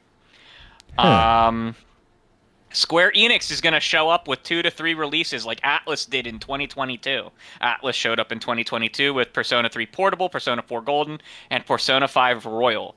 I believe Square Enix is going to show up with Final Fantasy 16, which is it's going to be the first one to release on Xbox. May release day of. I can see 16. I don't think it'll be Game Pass. I don't think any of the Final Fantasy stuff will be Game Pass, mind you. But I think it will show up day of. Final Fantasy VII Remake Integrate, which is a mouthful to say. I love Square Enix naming conventions. They're worse than Microsoft. That will be announced, and its release date will be given. The Switch version will launch on the same date. You may even see the Switch's logo in that trailer. But that will be announced. And I believe they will have some kind of third game show up. I don't know what it would be. It could be another port of random ass shit that skipped the platform. There's a lot of stuff that it could be like games from the Saga series, Forspoken, just random stuff that they may want to get onto another storefront. Forspoken notably already has an Xbox PC store listing. It has had it since it released. It was really weird. There are Xbox achievements already. I would say, though, I haven't played the demo for that. I know some people mileage may vary. I would want Forspoken to stay Forsaken off this Xbox. I did not like that game at all. It could also be Final Fantasy IX. Final Fantasy IX remake. There is a rumor of that remake, yeah. That has been going around for forever, and it's the anniversary of Final Fantasy IX this year, I believe. They've been hyping up shit about it all year. That could be here. That could also be at Summer Game Fest, blah, blah, blah. Any number of large games, like Black Flag remake, random I would Sega love. or Capcom stuff. Yes. Assassin's Persona Creed, Black 4 Flag. remake is almost certainly going to be here. That's what I'm hearing, yeah. That has leaked like 6 ways from Sunday from the original voice actors. And Atlas has a great working partnership with Xbox. So it being here just kind of makes sense. Could even see a Persona 6. I don't know. Call of Duty 2025 will be here. I don't think that makes sense. Yeah, that's I don't think that's a spoiler. Yeah, that it seems hasn't like been an easy announced yet, pick. and it usually is announced by now. So like, it's gonna. There's no way it's not announced at this show.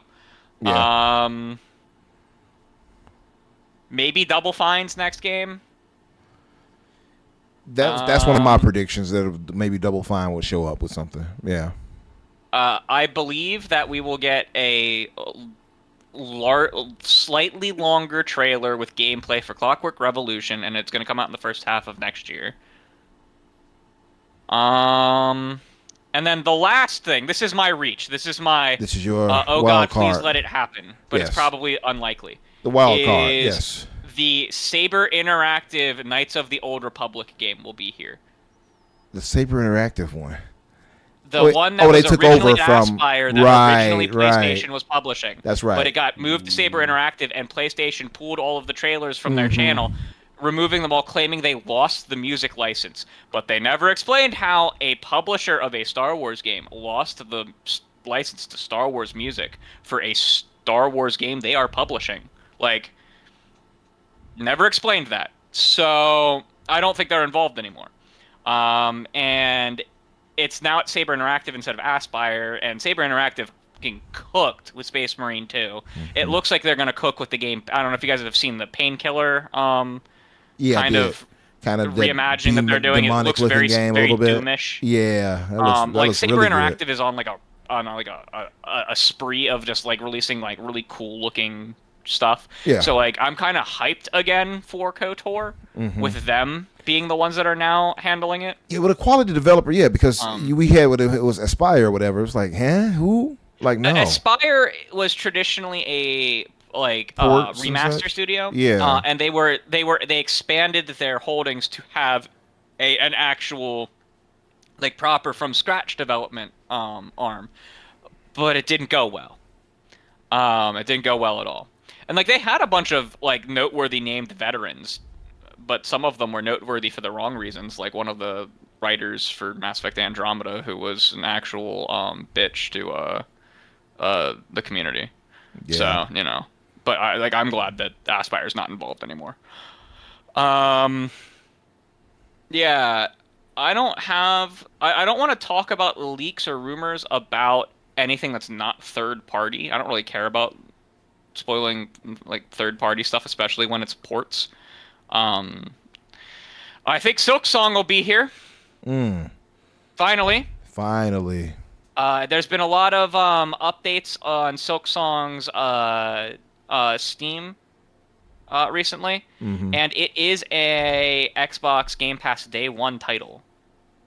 So I would think it would be shown at the Xbox show. I would think that there is some level of Xbox has marketing for it, with it being a Day 1 Game Pass game. Could also be at Summer Game Fest, but... Yeah, I would hope that they would show it here. It'd be silly to, after all that time, when they previously marketed for it not to show up here finally for announcement.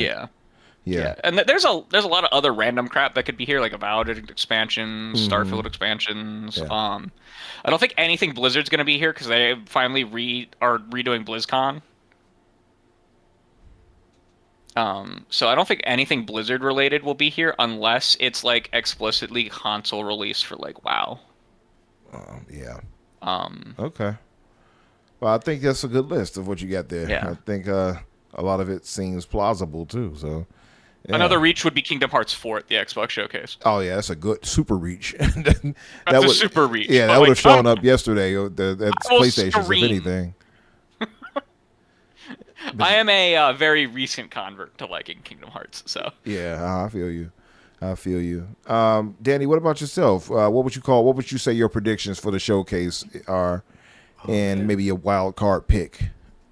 Let me think. Were there any games on the planet that Crusader didn't already say? There's a lot Hold on my on. list that I didn't say. Let me think. No, I got a couple. I think we've been seeing these Undead Labs teasers for a while now. They've been putting them out online. I don't think that's State of Decay. I think they're working on a second project, and I think we see both of them. Okay. I think Undead Labs shows us something completely different, and then they're like, we're also working on State of Decay, and it's out like in the next, 12 months or something. I think that one's pretty much imminent. I don't see any reason why it wouldn't be. Do you think that could be the one last thing? Maybe, yeah, because I'm looking at all the teasers of it, and it's like, okay, it's like Nordic runes and like pictures of crows and stuff, or not crows, probably ravens. Like there's something very like Nordic about it, and it doesn't read as like zombies at all, especially not Americana zombies, which is what State of Decay has always been. So unless State of Decay 3 is like, psych, we're in Finland now. Like I don't think that these teases like make any sense at all. Right. So I feel like it's probably a second thing. I do think that we get their Persona 4 remake. I think the name that people have been giving it has been like Rerun, because Persona 3 was called Reload because it was about guns, but this one's about TV, so Rerun. Oh, that's clever. I like that. I like that a lot. So I think that's what we're looking at, and I do think that one could be. I don't know if that's like, it's definitely not a shadow drop, but I do think that's a Game Pass game for sure. 100%. Let me think. Oh, you know what? A lot of people, the second that the state of play got announced, they were like, "Oh, Resident Evil is going to be there," and it wasn't. I think it's at the Xbox show. I think that they put down money for the marketing thing. It's probably realistically, it's probably at the Summer Game Fest. But like honestly, give the Dorito nothing. Fuck that guy. Put it on the Xbox stage. It should note that PlayStation's exclusive marketing agreement for Resident Evil ended in 2024 or 2023. I don't remember which. And it's rumored they elected not to renew. So I wonder if they is PlayStation or if they is Capcom. They is Capcom. Makes sense. The industry is moving away from PlayStation. I've noticed that as a trend lately. They're going to putting their games everywhere, which is a positive in my opinion. Yeah, they're not moving like to Xbox necessarily. Well, right. No, they are moving to Xbox, but not like exclusively. They're like, well, we've been getting held away from all these other platforms. Let's go there instead. Because they need and more Nintendo's money. Finally releasing a platform that can like run most things, at least kind of. Well, yeah, you know what? I'll throw that out there too. I think we see very minimal Switch 2 support across like the Xbox and even probably the Summer Game Fest thing. I think any AA or higher game being announced now will already not run on that piece of shit. So it has been reported by several people, including Tom Henderson, that the company with the most games in development for the Switch 2 is Microsoft. Yeah, but I bet it's like 360 games and Xbox One games. I bet that they're literally just going like, yeah, let's port over all the trash from 20 years ago. Because you're not getting... Elder Scrolls 6 is not running on the Switch 2. Fable is not running on the Switch 2. It's just not going to happen. Like even like that Cyberpunk game, I'm shocked that runs at all. What's really interesting is there's some games that could run better on the Switch 2 than the Series S. I would like to see the data on that. It's specifically because of the memory allocation. It is explicitly because of the memory allocation. Being limited to only 10 gigs for development is rough. Mayhaps. But yeah, I don't think we see like any certainly no AAA games that are being announced in this weekend are ever going to come to the Switch 2. It's just not going to happen. Grand Theft Auto 6 will never play on Switch 2, and neither will any of these other big budget games being announced. It's just not going to happen. So I think that basically any game that we see that we're like genuinely excited for, you can just assume that it will never play on a Nintendo console. Let's see. I think that Jeff Keighley's show sucks ass, and like even more than usual, because he hasn't been sucking his own pinor for the last 3 weeks. He Like hasn't been hyping it up. weeks. And I think that a lot of that comes from the fact that PlayStation also has a show this week instead of it being like several weeks off. So I think that it's like there are more shows this year, and so a lot of them are just like, well, we're just going to show them on our stage instead of yours because you charge way too much and are kind of a dickhead. So I really think that his show is going to feel like even more of a wet fart.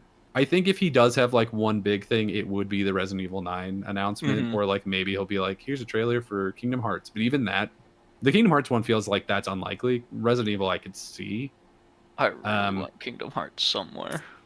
I think we could see Kingdom Hearts. I don't feel like it would be a Jeff Keighley's thing. I think Jeff Keighley is going to be like, look, we got... You know what? I bet he shows Death Stranding 2 there. We know that Death Stranding 2 is having its own show. Well, but I think that there might be like a teaser. There's no reason Kojumbo can't be at both. Okay. So I think he might show up and be like, come to the full show tomorrow or whenever it is. I don't know the schedule. But here's one little teaser. Timothée Chalamet plays a fun little dog man, but with a human face. Isn't that wacky? Give me $80, please. Which is what I assume this game is. Yeah. So, according to we had a new thing from today. According to Nate the Hate, there's gonna be a Square Enix game at Keeger's show. Keeger. Yeah, and it was Tim Dog is the guy who got me to start calling him Keegers. Did you say Keers? Like Keer? Like Keeger. Oh, okay. Keeger. So I'm thinking of like what's the name of that show? All Hail Keer. But a separate well-known leaker said that the Square Enix game getting shown off at Jeff Keighley's show is, and I quote, "Foam Star tier announcement." Bro, can't wait. I'm Nobody wants that. Now. Can't wait. That'd be great. Nobody wants that.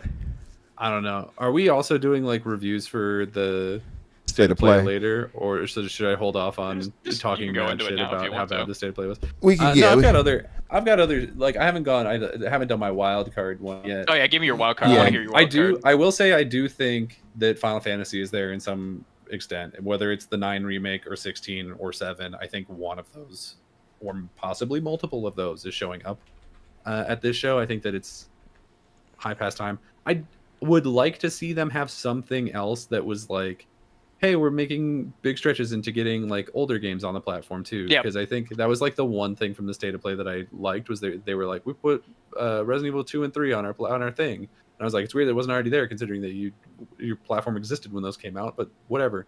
And I do think Xbox has been doing good work with that. Generally speaking, there's a lot of like PS1 and older games that are playable on Xbox from like before the Xbox even existed, before it was even a glint in Bill Gates's balls. So they have done some good work in there, but there's definitely a lot of big holes that I think that they could use a little bit of patching up. There's a lot of licensed crap from the 360 era. The license crap I don't necessarily need, but some of the like older like classics, I think we should try and get some of those. I want the Transformers games. I'm thinking things like the original Resident Evils for sure. I would also like to see some of the like third party PS2 just without even leaving survival horror. I would like to, if someone could just make a port of like Haunting Grounds or Rule of Rose or like those like kind of nicher survival horror games from the PS2, that'd be great. Just things like that. Anything like that, I'll be happy. But I'm not expecting that. That's not even a wild card or a prediction. I'm just asking for it. You know how like every year they always have like a new like Doom 1 or Doom 1 and 2 and like the stuff like that from Night Dive? Yes. like every year they re-release some kind of Doom or Quake something with Night Dive. Right. They could do Hexen this year, which would be really cool. I could be down for that. In line with what you were saying with like getting some older games.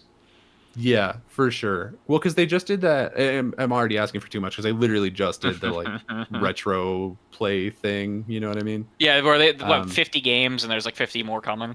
Yeah, it's like spread over the next year, and I don't know how many of those I'm gonna like actually care about, but I'm excited. I'm just excited from like a preservation standpoint.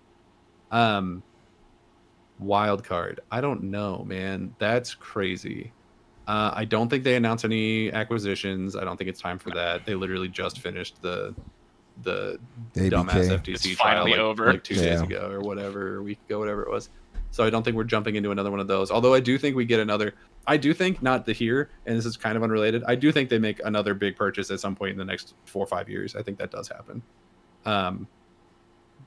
My left field thing. I think. I don't want to like steal something. I don't want to steal the one from Risk It, but I was kind of thinking that they would announce some like shocking licensed thing. Dude, that's why I'm going with KOTOR. Yeah, I mean it could be, but I'm thinking like a new ass thing. You know what I mean? Mm. God, like an Imperial Commando it is developing or some shit like that. That'd be crazy. One of the Call of Duty studios has spun off, and they're making their own Republic Commando game, and it's gonna be awesome.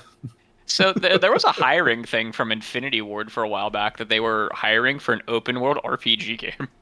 Like that's 2022. Crazy, but I'm down for sure. Right? I'm down. Ooh, I guess Elseworld. Do you remember Elseworld? They were like the new Activision studio that was announced last year, but have existed since 2022. I just thought about them. They could be here. That's entirely possible. Let me. I don't know. Wildcard is so hard because I feel like all my normal predictions already feel like they would be wildcard on like any other. You know what? No. We're gonna get a new Fallout. We're gonna get a new Fallout. They will show it. I don't know what it is. I don't know if it's 5. I don't know if it's a spin-off from a different studio. Okay. I don't know if it's the 3 remake. It's 2. But I think that they say there is new Fallout content that is not for 76. 76 is too easy for it to be a wild card. So there is new Fallout content that is not 76 because I think that they want to be like, look, there's new shows coming out in December, and we're going to have this thing coming out some other time. I don't even know if they're like some other time long in the future. I don't know. Well, if it's the remake, it might not be too far off. I don't know. Nate the Hate has said that is 2 to 3 years away. Which one? Nate the Hate was 2 to 3 is years a away? hater by name. So what does he know? He said that that like it was contracted with the Oblivion remake, but like is only just now starting. Well, Nathan Hate's literally never gotten anything right ever, so I don't know why I should listen to what he says. What do you mean? Didn't he get a few? He got like the entire year right. He's literally never gotten anything right ever. That's not. It hasn't happened. I want him to be wrong about this, mind you. Yeah. I don't think it's 2 or 3 years off. I do think that it's like probably next year though. Could be an Obsidian one. Like realistically, I do. I think that we get a Fallout announcement of some kind. That'll be my wild card. That would be a good one. Fallout. Yeah, that would be a great. It makes sense too because I mean of how big it was for the show and everything. They finished filming the show recently too. By the way, the second season. That'd be a lot great of people one. are expecting like an Elder Scrolls 6 thing, and I could potentially see that. I don't necessarily like expect it. I think it's more likely that they're just like, here's the next Starfield thing, and then like Elder Scrolls 6 would be at this time next year. If Elder Scrolls 6 shows up, it's gonna deadass say fall 2027. Like 2027. I wouldn't even be surprised honestly, because that was the rumor forever ago, is that it would like launch with the next Xbox, or not launch, but like be in the window of the next Xbox. Yeah.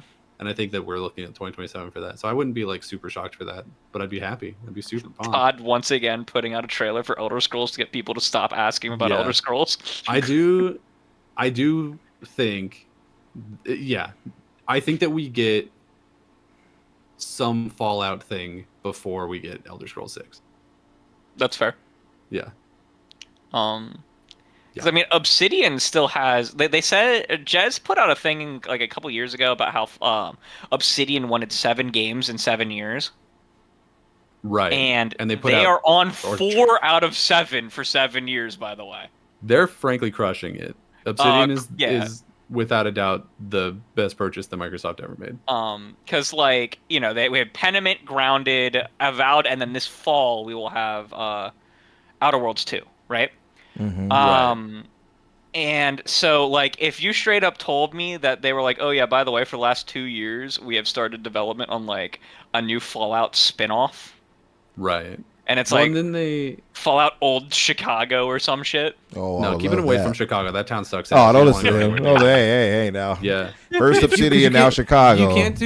You can't do a post-apocalyptic Chicago because you wouldn't be able to tell the difference between post-apocalyptic Chicago and current Chicago. You'd be like, people are drinking water out of the gutter, and you're like, that's just Chicago. Listen, any place will be better than Texas. How about that? Homeland of the Brotherhood of Steel, baby. Yeah. See. Texas too big. They couldn't really. Well, I guess they could do Dallas. I don't know. What do you guys think the one more thing will be? Do you think it'll be that Fallout thing? The one more thing is they're going to announce my public execution. They're going to bring me on stage and hang me. He had to be sacrificed for our sins. If I would have to say one more thing, I feel like it's going to be something big, right? And real to risk his credit, he already said that he heard rumor that it would be Star Wars. So it could be possible. that. I'll leave that that's there. Good. But what if the one more thing is they just announce the next console? You're right. Yeah, that'd be funny. There's like one more thing. That'd Fuck be the you. VGAs, if anything. That seems to be their kind of pattern. Yeah, for me, though, I would think the one more thing could possibly be the Elder Scrolls 6. Maybe they'll actually showcase some of that. Scrolls 6. Or at least just saying where it is. Please shut up again about it. Yeah. Because that's the only reason it was announced in the first place was they wanted they announced Fallout 76 and they were like, we wanted to confirm to you that we were still working on single player games, but they're really far off. And they announced Starfield and then Elder Scrolls 6. Yeah, exactly. Yeah. Mm-hmm. They were like, we're still making single player games and we're still making the franchises that you like. We're not hey, guys, shut up. Yeah. Get out of my DMs. Stop trying to rip my cool leather jacket. And now they need to do that again. They need to tell people to shut up again. But Wolfenstein 3. I'm gonna go with that. That would be a good one. That's your wild card. Yeah, that'd be a good one. Well, either Wolfenstein 3 or Machine Games has become Lucasfilm's bitch and is making a Star Wars game too. Honestly, choice. Frankly, I'm okay with either way. Your choice. Didn't we just? There was a thing, and it's kind of unsubstantiated, but we saw a thing 2 weeks ago that they were like they canceled an unannounced game over at Machine Games, and we have no idea how far into production that was. It could have literally just been like an idea somewhere. So. They evidently Machine Games they had a project called what was the project called? I have it in my mega thread. Machine Games was working on some project that was from Jeff Gerstmann, if you know who Jeff Gerstmann is. Yeah, he's a long So Jeff Gerstmann reported that they had been working on a CS:GO like competitive multiplayer shooter. Well, if that's the case, I'm glad they didn't do it and it is believed that is the project that is canceled. Either that or doo-doo butter. Yeah, if that's what was canceled, I'm kind of fine with it. There's a lot of games because there's like untitled games from that like Microsoft may have formed a publishing agreement with like 100 Star Games, which is a they're like former Rocksteady devs. Panche Studios, which are former Assassin's Creed creators that Microsoft supposedly signed a deal with. I could see any number of third-party deals. I think the one like stretch on that is that I think that they definitely that's sort of the thing now is they have so many first-party projects to show that they might not have a ton of room for third-party things. So it's going to be pretty pick and choose which ones they actually show at this showcase. I think a lot of the other ones I don't know if they do some other partner preview or whatever later. Well, because they seem to be doing more of those partner previews every year. Yeah. And like they do have now that they are publishing everywhere, it is fairly easy for them to become a like publishing partner with a third-party studio because like that third-party studio doesn't have to forsake their like the game being released anywhere. It's just it's now on Game Pass. Deal with that. Because like there was that this was a leak from a very long time ago that like everyone corroborated, but it has yet to be announced. Was Project Shaolin? You guys remember that? Yeah, the Wu-Tang game. The Wu-Tang Clan game at Brass Lion Entertainment, which Brass Lion has not canceled a project publicly yet. Well, I make no Brass Lion related predictions. I don't foresee, but I'll be happy. I want the Wu-Tang. I just need to see it, right? Like, what is this? Yeah. But these are some good picks. Yeah. So I was refining my list as you said this, and I'll give my. Like there is so much stuff that. Yeah. I was muted like an needs idiot. updates. I just realized. No, you're good. On the topic of Jeff Gerstmann, though, the just as like a rubric, I guess, of how long that dude's been writing stuff is my other podcast, Ready Set Replay. We talk about old games, and we're starting with games from the 2000s. Tell me why Jeff Gerstmann is the guy who I can find has written a review for basically every game that we talk about. Nice. Like he is the one name that I can consistently find for like everything. His stuff's pretty high quality too. Like yeah. when he reviews something or talks about something, he's Dude like hated Siphon Filter too. He thought that game was ass, and I don't disagree. So I'll give mine, and then we'll move to the and we'll highlight a few games from the State of Play, and I get you guys' thoughts on that. For me, I would say State of Decay 3 makes a lot of sense. I feel like we'll get some gameplay of that, to SloMo's point earlier, and I think you may have said it, you guys may have pointed it out too. Gameplay elements, how things work, the permadeath may be featured. We'll see how the visuals are looking, the story, if there's any, how they're going to go about doing that. Although that seems to be kind of make your own adventure-esque the way it was before, like you just do your thing and find yourself where you find yourself. Perfect Dark, I feel like we'll actually get quality gameplay breakdown of that during this, and I want to see that because I've been weary about that one for a minute. A new Double Fine game. Okay. I mentioned that on Booms, I believe. Was it last Tuesday? Maybe I mentioned it. It's been a while for Schaefer and team, so I would expect to see something from that. Everwild. I believe we'll finally get a chance to see what the heck Everwild is. And I hope that it's not boring as it seems to be, like just walking around looking at animals or something. I want a gamified game, as they would say, of Everwild. What else would I say? Obviously, we'll get the Call of Duty, like you all mentioned. That's a foregone conclusion. And my wild card would be this. Splinter Cell. We already saw a teaser from Ubisoft. There won't be a Ubisoft Forward this year. What better place to showcase your game, especially on what was considered its home from the OG Xbox, than Splinter Cell with Xbox at the showcase. So my wild card, one more thing, would be Splinter Cell being announced. Okay. To the new remake or reboot or whatever they want to call it, coming to Xbox or whatever, or also putting its release date or something like that along the lines and such. That would be dope. And it's been a long time coming before that for them working on it. I mean, that rumor first popped up maybe 4 or 5 years ago, so they should be well in a position where they can actually show some stuff. So that would be my wild card pick for the showcase. Either way, whatever they show, I'm sure is going to be pretty great. I would wonder though, do you all think it's a chance of this year's surpassing last year's, or is last year's? Yes, like I think it'll easily surpass last year's. You think so? Okay. Yeah, because a lot of what they showed last year that was awesome is actually going to be coming out now. Mm-hmm. Like a lot of what they showed last year did come out, right? But like, we're at the point where like Microsoft is actually like firing on all cylinders, like finally.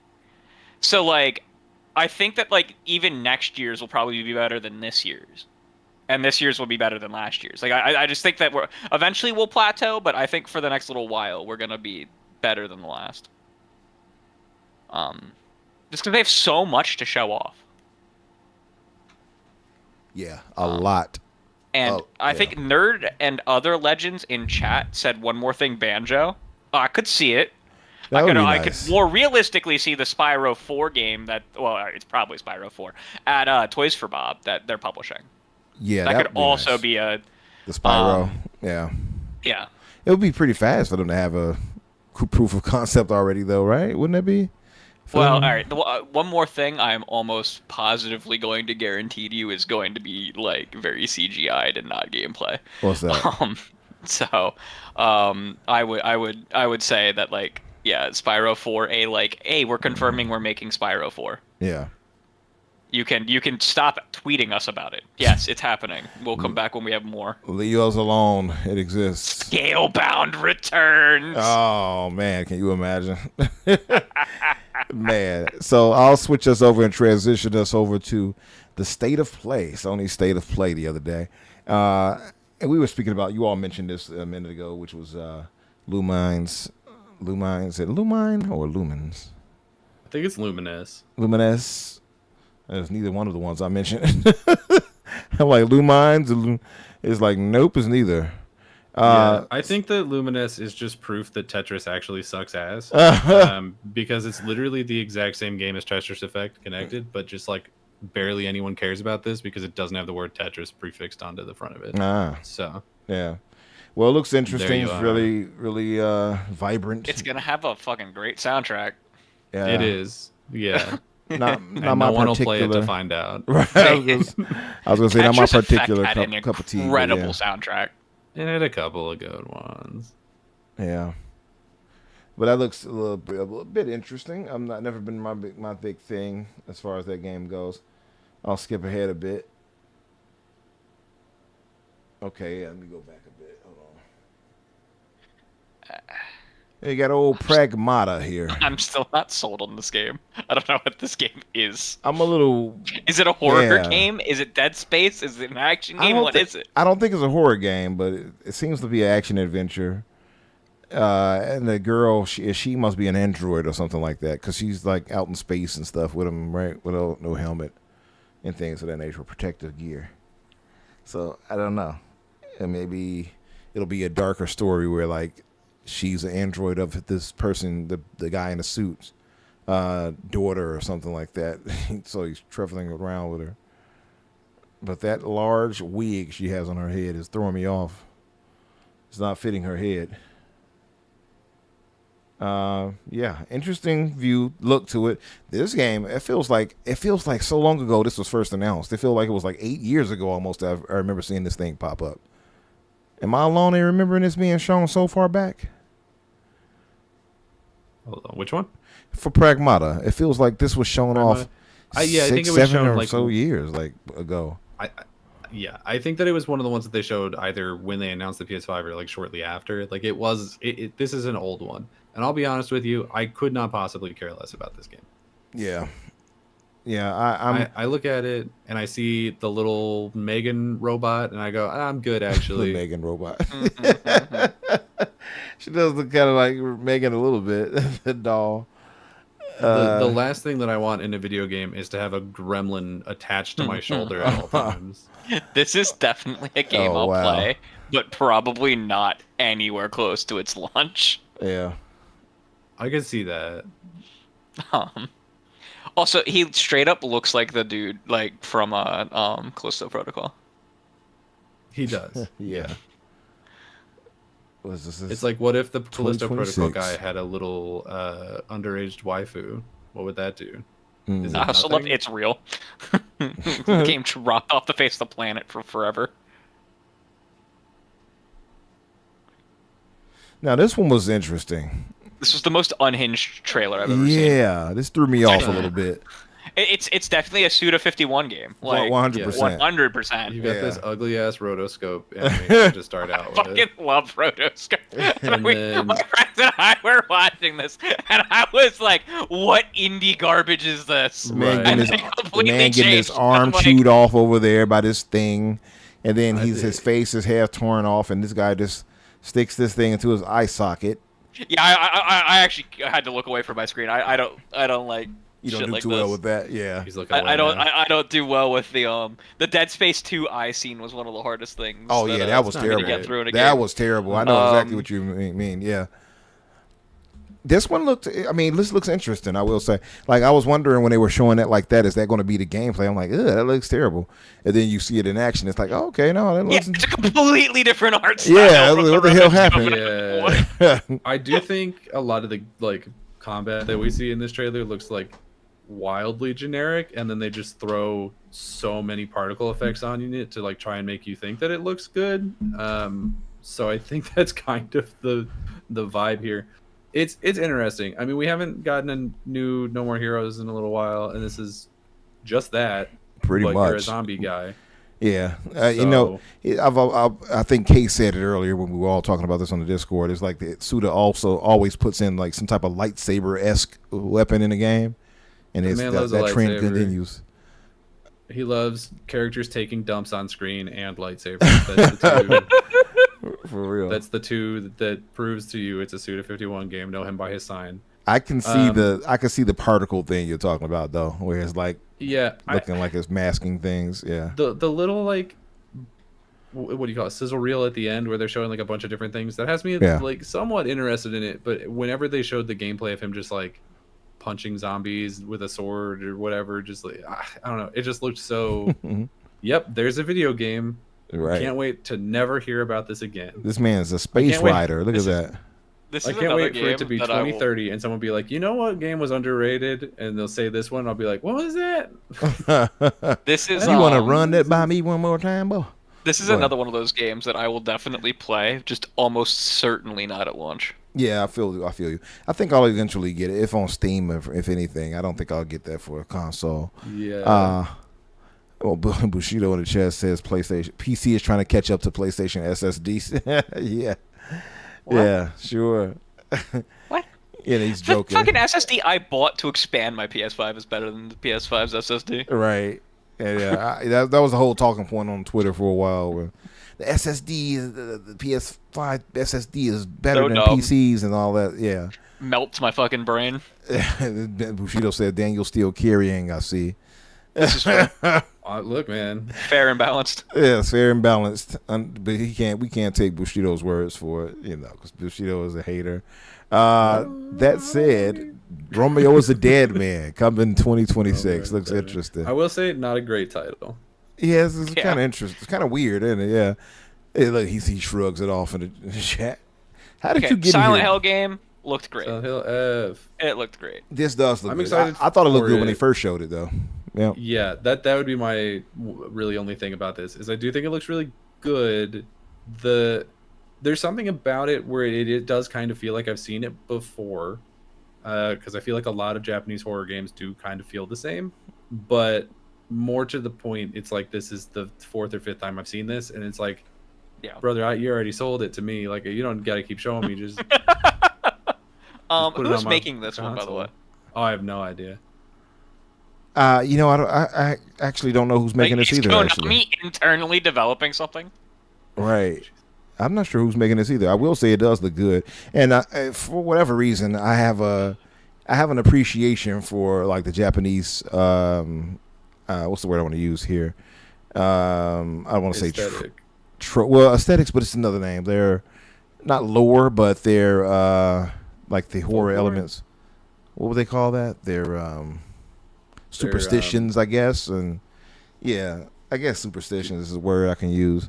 Like I have an appreciation for their superstitions or legends when it comes to horror. It's a very it can be very wild and varied when it comes to that. A lot of, like, for instance, this nasty corpse lady trying to stab her.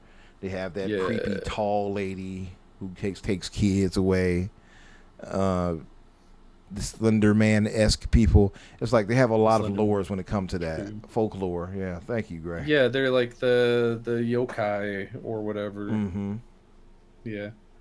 Will we see a spooky umbrella with an eyeball? Maybe. Yeah. Google Pro said looks like Fatal Frame without the camera. I kind of agree. It does. I can see that.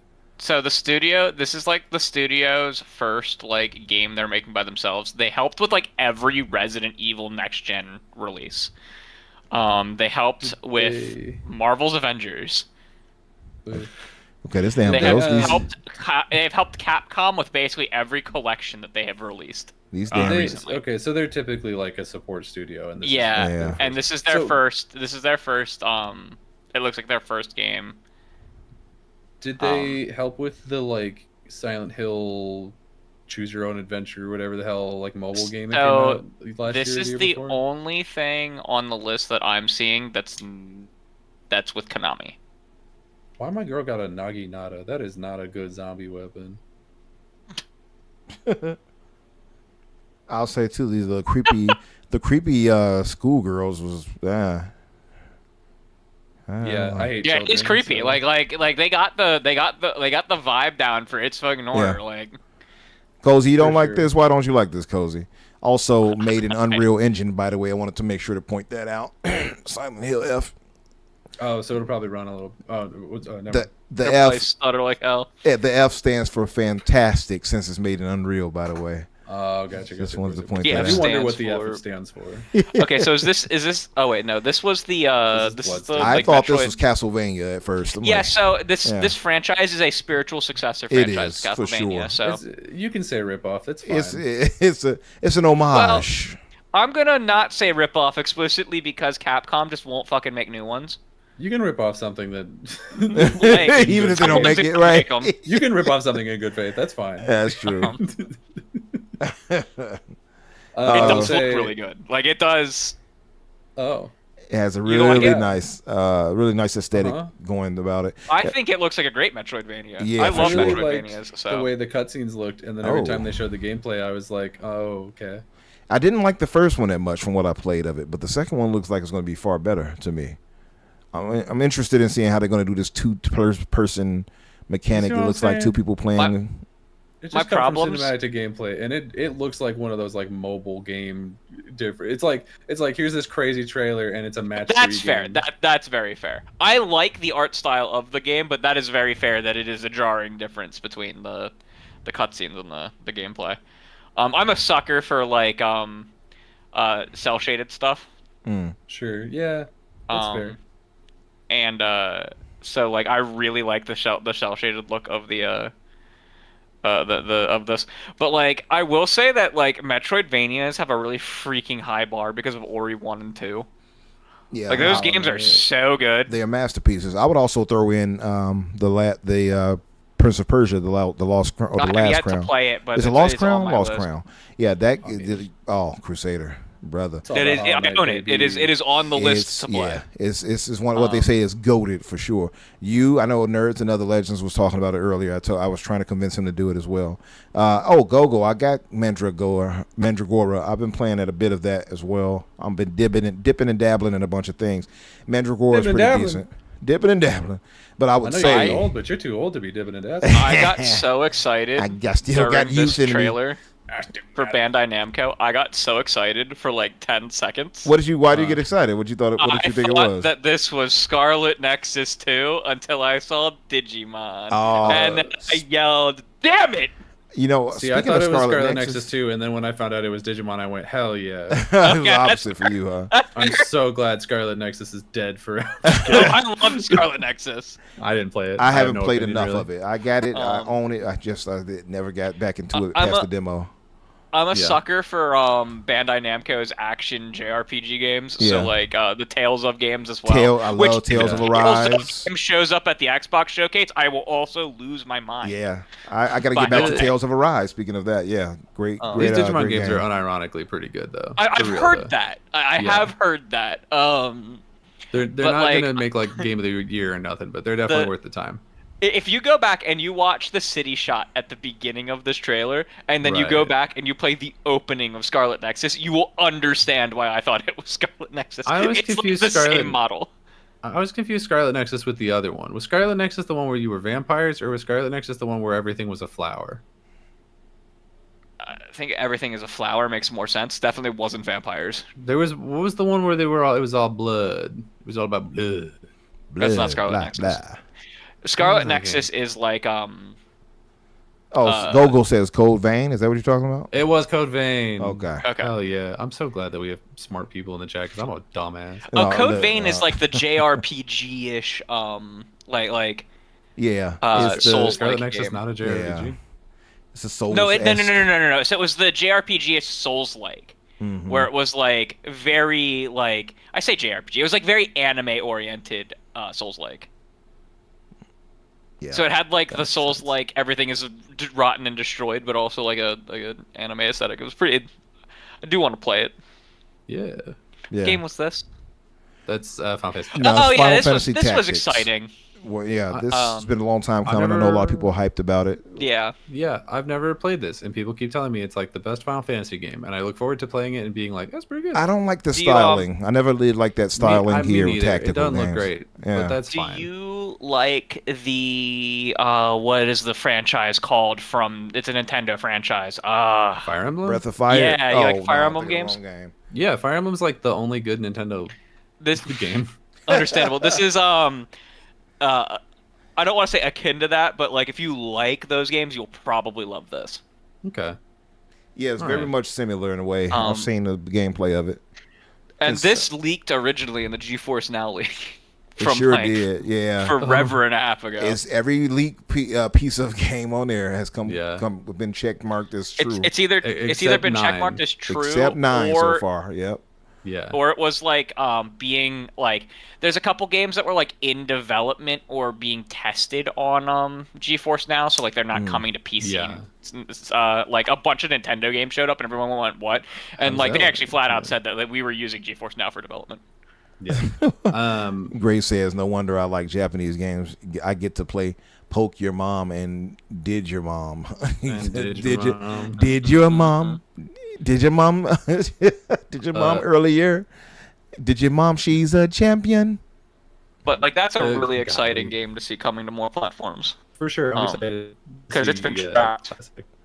I will say this next part was go. like super interesting to me. The Sid Schumann having to come out and pretend that he loves baby steps. Yeah, this is awful. In fact, can we just skip this one? It's terrible. Is it? Are you guys botting on your own end? Can you hear each other? I am also hearing a little bit of robot. Yeah. I think it's Discord. It might be Discord causing. I'm sorry for the chat, family in the chat. I don't know if it's botting for all of you, but I can hear it botting on my end from them. I just wanted to make sure of that. I can hear Daniel like that as well, so it's not just it's not just you. Yeah, for me, it's both of you as well. Oh wow. Yeah, it seems like Discord. it's cleaning up a little bit. Yeah, it's Discord then. But actually Discord been having this issue for all the week. I've been hearing people botting around. So apologies to the audience. Good. Hopefully we're correcting. You could try. I mean, don't do it right now because it will screw up the stream. But you could try switching where the Discord server is hosted. It's in the settings for the Discord server, and sometimes that fixes it because it's just like on a bad node. Okay, it seems like we're okay now. Yeah. Hirogami. This is one of the games Kay was talking about. This looks really interesting too. This is another Metroidvania-ish game, right? I don't know. I don't really see it as or is a it just an Metroidvania. action platformer? Looks like an action platformer or puzzle to me. platformer. Yeah. Yeah, this looks just like an action platformer, like you said. So yeah, Hirogami looks really interesting. Coming September 3rd, 2025. And let me fast forward a bit. How about that? To get to the bigger. This one looks okay. Hot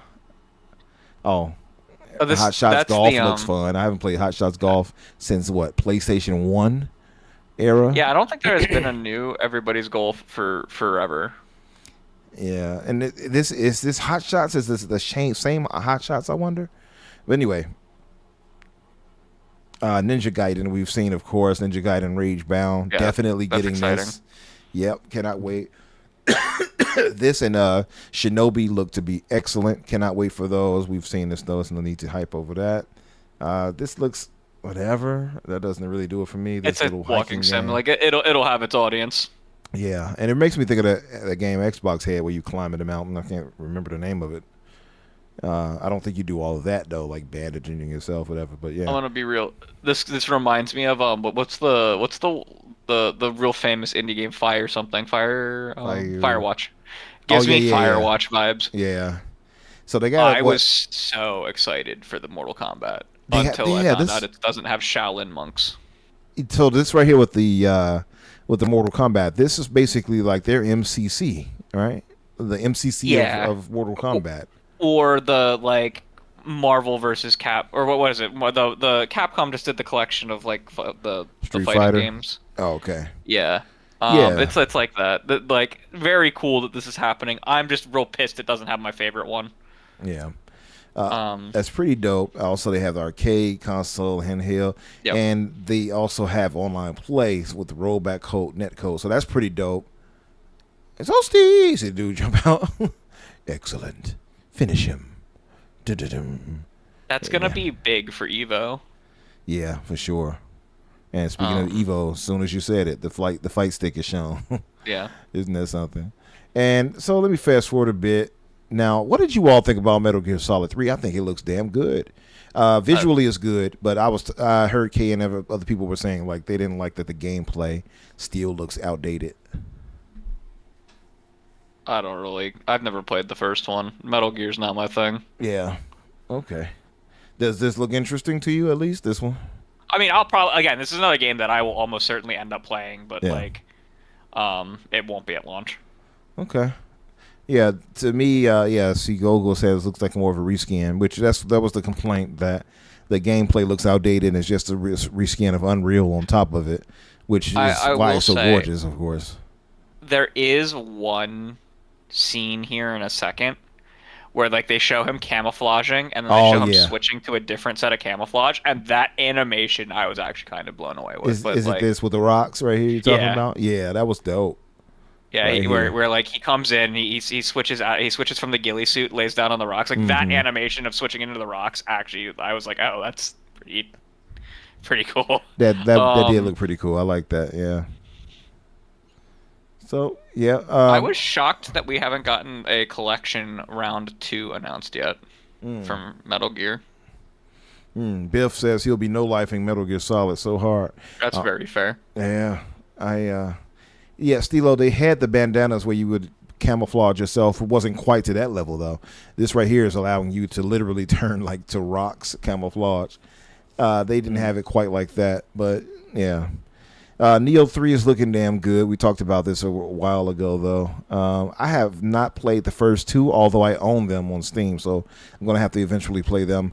Then I'll get to 3 when the time comes, but I'm in no rush currently. Looks pretty good. I don't play Souls games. Not at all, I finished the first one, and I didn't really care for it.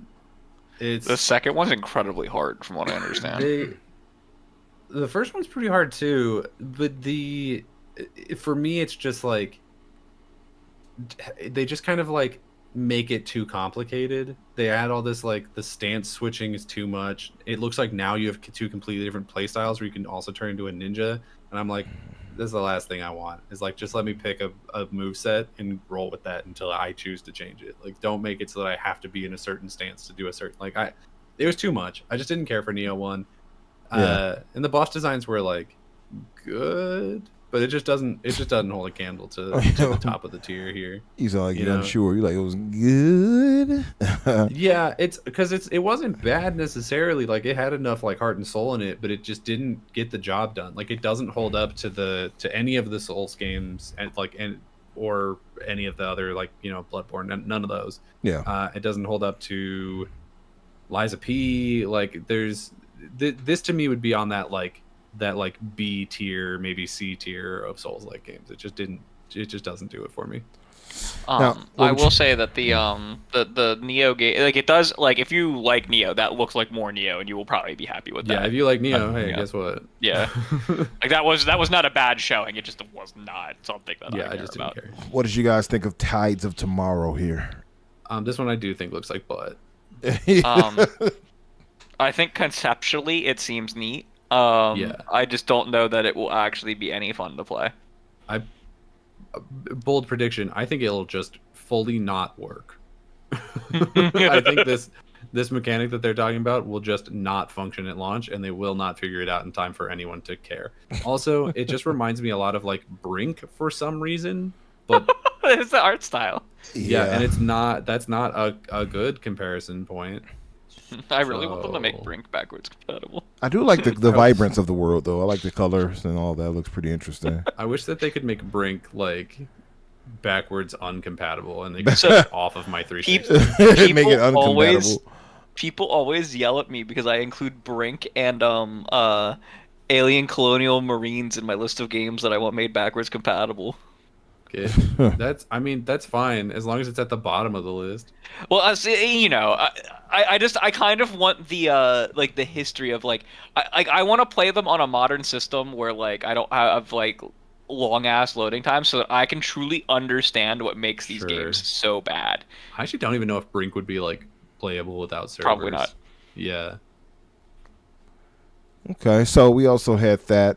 Let me fast forward a bit. We got Astro Bot. They have some new levels coming for More that. Astro Bot's always welcome. Yeah, I enjoyed Astro Bot. Danny, Danny not so much. Yeah. Astro Bot was doo-doo feces. Doo-doo feces. So every time that they show new things, I'm like, cool, great. I'm glad you're wasting. So you're telling me you're not interested to blow into your controller? Is that what you're trying to say? Not for a second. When the guy showed up and he was like, I'm the guy responsible for Astro Bot, I said, get him, police. Police, help. Police, help. See, I wish that I could play like the Mario Galaxy games and get achievements or trophies for them. And so like Astro Bot is like the only thing that scratches that itch. Now this sounds like you got a rash.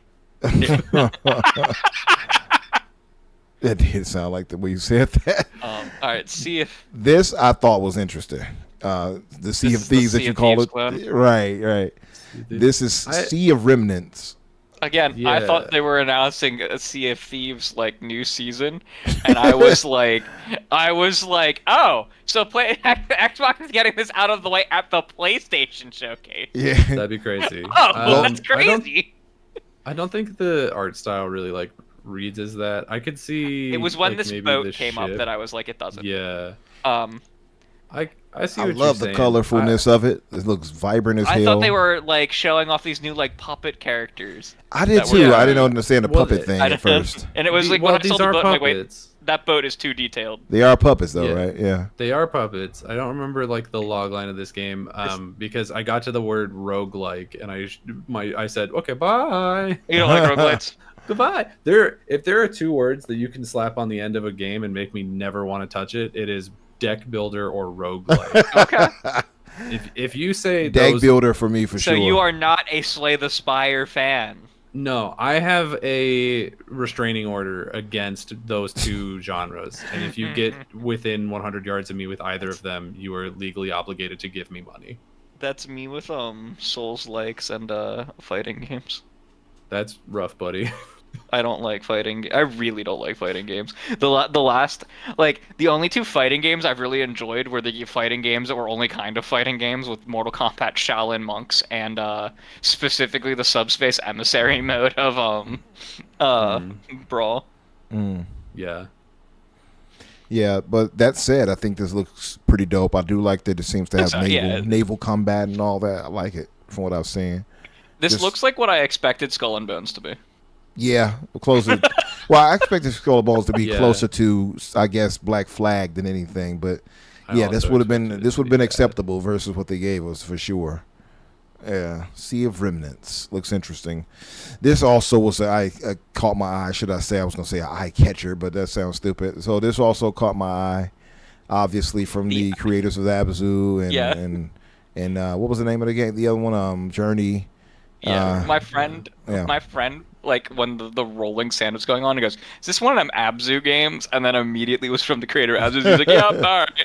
He called out immediately. It's very beautiful. It does kind of look like they just ripped shit from their previous games and put it in here. It's like, oh, it's the sand from Journey and the fish from Abzu and the character from The Pathless. We just took those three things and slapped it together. Made and a new character and world. It's game 4. Right. Sword of the Sword of the Sea, is it? Yeah. Sword of the Sand? I don't know, man. Yeah, Sword of the Sea. Yeah, this looks interesting though. I am actually interested in playing this right here. I haven't played all of their previous games, or maybe I might have dabbled in them slightly, but I never really played through them much. But this looks really, really good. So I like the vibrancy of it. I like the swag surfing through the land. I'm interested in seeing more.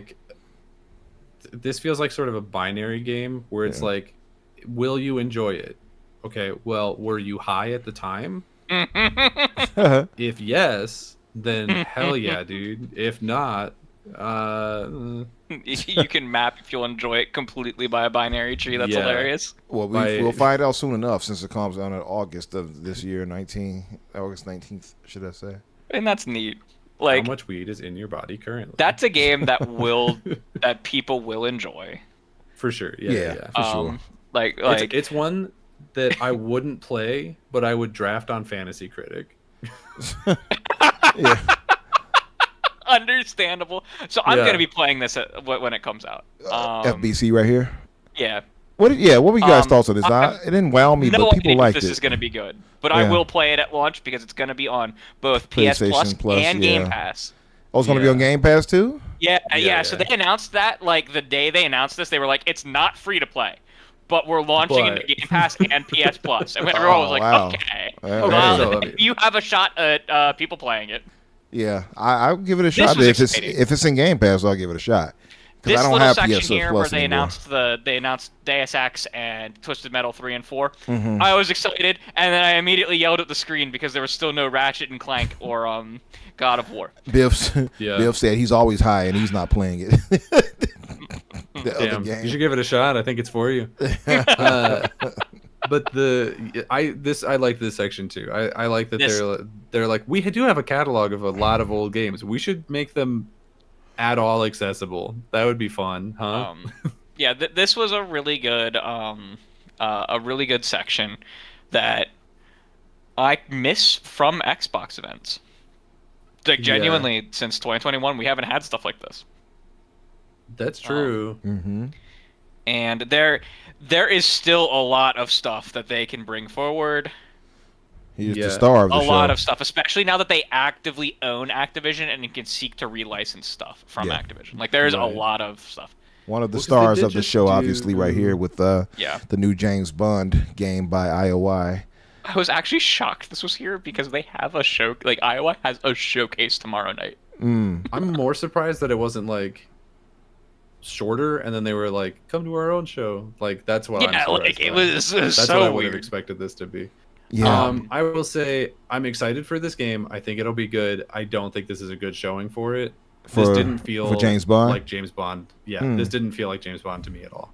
Yeah, because I think the point is he's supposed to be a recruit at this point, right? This is like when he's earning himself up to that title. Exactly. Yeah. Because that's why they're calling it First Light. Right. Right. Yeah. It's because I mean that's what they're talking about in the trailer too. Is they're like, why should he be able to join the team? Blah blah blah blah. Yeah. He's a loose cannon. I'm one day from retirement or whatever. For me, this doesn't feel like James Bond. It feels like Mission Impossible, which is fine. Okay. Sure. Your mission, if you choose to accept, which is fine. It's just not.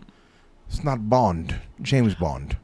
To you. I also don't know how to describe it, but this game is going for kind of realism, but there is some kind of filter or something art about style, it that makes it look very stylized without actually being very stylized, and I really dig it.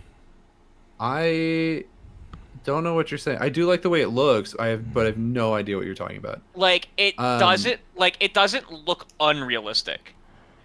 But it also doesn't look hyper realistic. I get what you're trying to say for sure. And I think it's the color saturation actually, and how they're saturating all the colors on the screen. It could be a number of things. Some things are super bright and some things are much darker, and it makes like characters and objects on the screen stand out. Yeah. Sure. Yeah. Okay. Yeah. I see what you're saying. It's like we took a bunch of cartoon characters and we gave them all the HDR, and here we are. Yeah, and like I really, really like it because it looks good. It doesn't look like photorealistic, but it looks really good. But it looks like something that will age fairly well because it looks different than things. Yeah. Like most photorealistic games don't age well because you can immediately tell that something has surpassed them. Yeah. Oh yeah, absolutely. And this doesn't look like it will suffer from that. What do they call it? The Valley? What do they call it? The Uncanny Valley? Uncanny Valley. Yeah. No, this actually looks really damn good though. Yeah, like even beyond the art style and style. everything, the action looks pretty good. So I'll rewind a bit just to see a bit of it in action. And I was wondering, like, is this really cutscene or action at points? Because there is implement them both well. Yeah. Yeah. Like right here where he does the laser from his watch, you could tell his gameplay when the moment they'll show it. For sure. I wonder how much of it is going to be like we're doing set PC type stuff, and how much is going to be like, here's a room, do Hitman shit. Right. And I do think it's going to probably lean more towards the former on that. Which for fans of Hitman might be not great, but also like they're a whole ass publisher now. They should be allowed to make different kinds of games. So I'm kind of okay with it. And listen, man, Hitman has one of the greatest shells of a game right now in the Hitman like collection, whatever they're calling it, where like everything from Hitman 1, 2, and 3 are playable in one freaking like game engine with all of the gadgets and everything. Like there is so much to play there that like let them do something different for a while. Yeah, the guy who they have playing as Bond here, at least, he I guess appeared in like Dexter and stuff like. I haven't seen him in Dexter. I don't know. Yeah, he's in the young one, right? Yeah. Well, but that hasn't been confirmed. That's just heavily theorized right now. Okay. So, and I don't know for sure, because to me, I look at the two pictures and I'm like, those are just two generic looking white men. Like I don't. That could be literally anybody. Damn. You could pick. You could go to a Trader Joe's and find 6 of these. You could buy a half dozen of them at any Trader Joe's right now. Like, what you doing here? I saw you in the movie the other day. Hey, aren't you James Bond? No, I'm Derek. This does look pretty cool though. This was an awful trailer. To just come back in July. Yeah. This should have been a tweet. I don't think it looks bad, and I understand why they put this in here because they had literally 0 other first-party games. So they had to pretend that they had something. I do think the game looks good. I'm excited for the game, but this is not. This is nothing. This, like, hey, come back and we'll tip your balls in a month. Like, that's nothing for me. That was really, really, really frustrating. There should have just been a little bit of like gameplay, like just a little bit. A little bit more, yeah. I'm excited for this. Yeah, I'm excited for this. I love Erika Ishii. I do too. She's currently in my favorite podcast right now. It's called Worlds Beyond Number. It's a live play D&D podcast, and she plays a witch that has a fox. And I saw that she has a wolf in this, and I was like, it's the same kid. It's the same character. Oh my god, it's Ame and the wolf. Oh my god. Yeah. She plays Anna Bray in Destiny 2. Oh, nice. You lost me. I don't know what that is, but I believe you. You lost me. I'm out of here. I'll say this though. Ghost of Yotei didn't show much of anything new here, like you said. But I am excited for it. I know it's going to be a good game, so I'm really excited. It better be. I drafted it on my fantasy credit. There you go. Where's the Devolver Direct? I think the Devolver is Direct this Saturday. So it's a single game. They're doing a deep dive into a single game that they're publishing, as far as I'm aware. What's the game called? Give me a second. I have all of the show. I have in my Discord. I have an event for every showcase that's happening in the next little while. Give me a second to find it. This looks damn good. Obviously, it is Marvel's new fighting game made by. Hold on one second. The Marvel Token Fighting Souls. The fact that this was 20% of the direct, and then that's a bit much. Half of this was the developers talking. Because, like, listen, seeing this, even I was like, all right, this is pretty cool. People are going to be excited for this. And then all of that died when the developers started talking for 5 minutes at the end of the show. They turned Iron Man into a Gundam, and that's neat. Yes, that is very neat. I will say I don't like how Dr. Doom looks. Dr. Doom doesn't look great. Dr. Doom looks really bad. Total loser. I don't know. Arc System Works makes really good fighting games, and this is probably going to be one of them. Will I play it? No. Like, I'm sorry. You said all that to say no. It's not. Doom, by the way, look badass right here. By the way, look, watch the finger gun.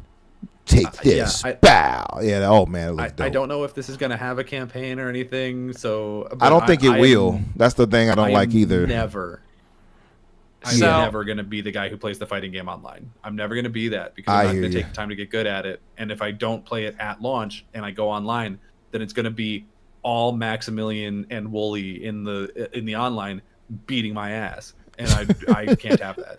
I like this 4-player. Yeah, that looked dope. I think that's the first time I've seen 4 players in one of these. Yeah. Which honestly, the fact that this has like the weird like tag team fights makes me almost more makes me more likely to play it than I would, because I do have some friends that play fighting games who'd carry the shit out of me, and I would have fun playing with them. But I'm just not a fighting game connoisseur. No, I do like most of the designs. I think the Captain America is a little too bulky for me. but I look at it and I'm I like, love Gundam Iron Man. and Gundam Iron Man is top tier. He looks We pretty stand badass. Gundam Iron Man. Yeah. Striking Gundam Iron Man is good. I don't know. It looks good. I'm happy that fighting game fans are getting something. Yeah. I think it's weird that this is like the big showcase game of this direct when like, I mean, fighting games aren't like niche, but they're not going to. They're hit, not like, a far huge from audience. it either, Right. right? Yeah, like some of them that's are what not too I said. far. Yeah, it's like it's going to be one of those things where the people who are going to be into it, they're going to be really into it, and everyone else will be like, "Wow, that looks great," and then never put a single. Yeah, thing into it, so and true. And that's going to be like 95% of people who saw this direct. And like that's how I felt about this entire direct, right? I was like, wow, there was a lot of cool stuff here. Very little of it do I really want to play, and what of it that I do want to play won't be a launch. I'm not going to play it at launch. So like, I gave it the rating of this was okay. What would you guys rate it? Since you're now going to your point there, let's get that out of the way. 7. A 7 out of 10 for you. C or a 7. C. If you needed it to be as objective as possible, with me separating out what I like about games, what I don't, I might rate it higher, like a B. But like definitely a C for my tastes. That like just like looking at it, it's like they showed some games, they showed some cool games. I don't want to play in like many of them. Okay, chat. What's you guys' thoughts? What's your score, chat? What about you, Danny? What was your score for this? What would you say for the show? Definitely lower. I don't think it was bad. I watched it at work, and I was like, that was a direct that happened. And then I saw people online being either like, that was the worst thing that I ever saw in my life, or people being like, I came 4 times, and I don't understand either of those takes. Really. Did you say I came 4 times? I did. Yeah. I'm generally like, this is the most okayest thing I've seen. Yeah, I'm kind of in the same boat where I'm like, there were some games in here that I think if you were part of a very specific audience, then they speak to you. Like if you played Lollipop Chainsaw and you were like game of the year, baby, then like maybe Romeo is a Dead Man is for you. But it's just like, I look at this from my perspective, 2 things: 1, the Jedi are evil, and 2, there was only one like new announced game that I cared about, and it was the 007 game, and even that I don't think like showed particularly well. So I think I'm at like a 6, where I'm like, yeah, okay, that happened, and I was okay with it, and I look forward to seeing these things shown better later. Sure. So can I interrupt our regularly scheduled broadcast for an announcement? Sure. Unless it's to Black talk Myth about how the Wukong Jedi was were not just evil. announced for Xbox, coming August 20th. Second. Pre-orders begin on the 18th. Is it August 2nd? Because Gray says August 2nd. August 20th. 20th. I'm looking at the tweet from Xbox right now. They finally That's cool. have As soon as I saw Black it in Myth chat, coming I went and over. looked it up. I'm glad they How didn't long waste was time on that? the showcase for that? How long was that waiting time from it being on coming out on PlayStation A and the little PC till over a now? year. So now sounds about I'm really starting to believe they were money headed now, because that's They a little were money too headed. I thought- coincidental. So I Yeah. think they were money had it, but I don't think it's the regular kind. I'm almost positive it was they were having trouble developing for both systems. PlayStation gave them money and a team to help them port it. Yeah, they but did. They couldn't do work on the Xbox version. And then when they Right. could finally do work on the Xbox version, it was a combination of the Series S, which is probably why they picked PlayStation in the first place to partner with. True. I think it's very similar to that the Warhammer. Because if PlayStation actually money had it really, truly, they would have plastered their name all over it. Right. And they did. I mean, it showed up at a lot of PlayStation things. PlayStation covered it, but they didn't cover it in the way they cover one of their timed exclusives. Like nothing like it. So Yeah. It wasn't even one of the ones that they were like pretending was, because you know how PlayStation loves to be like, we're publishing it and therefore it's a first party game, which is like not how that works. That's with crazy. everything, like how they tried to be like, oh, Death Stranding is a first party game when it wasn't, or like they were trying to say like Stellar Blade was a first party game, and it's like, no, that's not how that works. We have words that mean things, and that's not what that one means. well, so we came up with the term second party as a As a society, audience, society as a decided. society, like and internally, yes, PlayStation that decided we're to all lie. no, to and I mean, society. so Xbox also calls all of that, or used to call all of their stuff first party internally as well, and then people got upset at them with Ori. Yeah. When they like again, Yes, that 'cause makes sense. anything that they are paying for, when they are paying for the development costs of it as a publisher, they're calling it first party. They don't care. They don't really care if it's internal or external. Right. But they are wrong. Language is dictated by the people. Right. Vive la resistance. And so, therefore, eat my balls. So just to be clear, I want to make sure. Just to be clear, literally, Paul. Now you all remember Paul Tassi coming out about the Black Myth and speaking Yeah, about yeah, it. absolutely. It's literally a year to the day. August 20th is when it dropped. And now it'll be coming out August 20th. Then there's definitely a contract, but I'm still going with the contract was weird. Yeah, I don't buy any of that. Oh, it wasn't done. Yes, it was. This is Sony's motive. 100%. That modus operandi, motive. And I've been arguing that for a while, that there has to be something unique about this because PlayStation didn't market it in the way that they market the stuff that they pay for. Yeah, that's too much coincidence right there for me. Yeah, like come on. There's definitely something weird. There's definitely a deal. 100% a deal. Definitely something real freaking weird about that deal. Yeah. I'm sorry. I just don't buy that. I mean, I had already played and beaten the game on PC. That's the best place to play it, in my opinion. But I just don't like the dishonesty around it. I'd rather them be transparent and be honest than to be like, oh, no, it's not that, it's the S. Well, people want to blame the Series S for everything. And I'm like, man, they put games on platforms that suck so much harder than the Series S. Like, don't get me wrong, it's gonna get outdated pretty fast here, but like, it's fine. You can make shit work on it. But no, it's hilarious that it's like, nah, man, that wasn't money had it, and it's like, brother, they've told us it was. Like, not directly, but they did. Yeah, they showed us enough.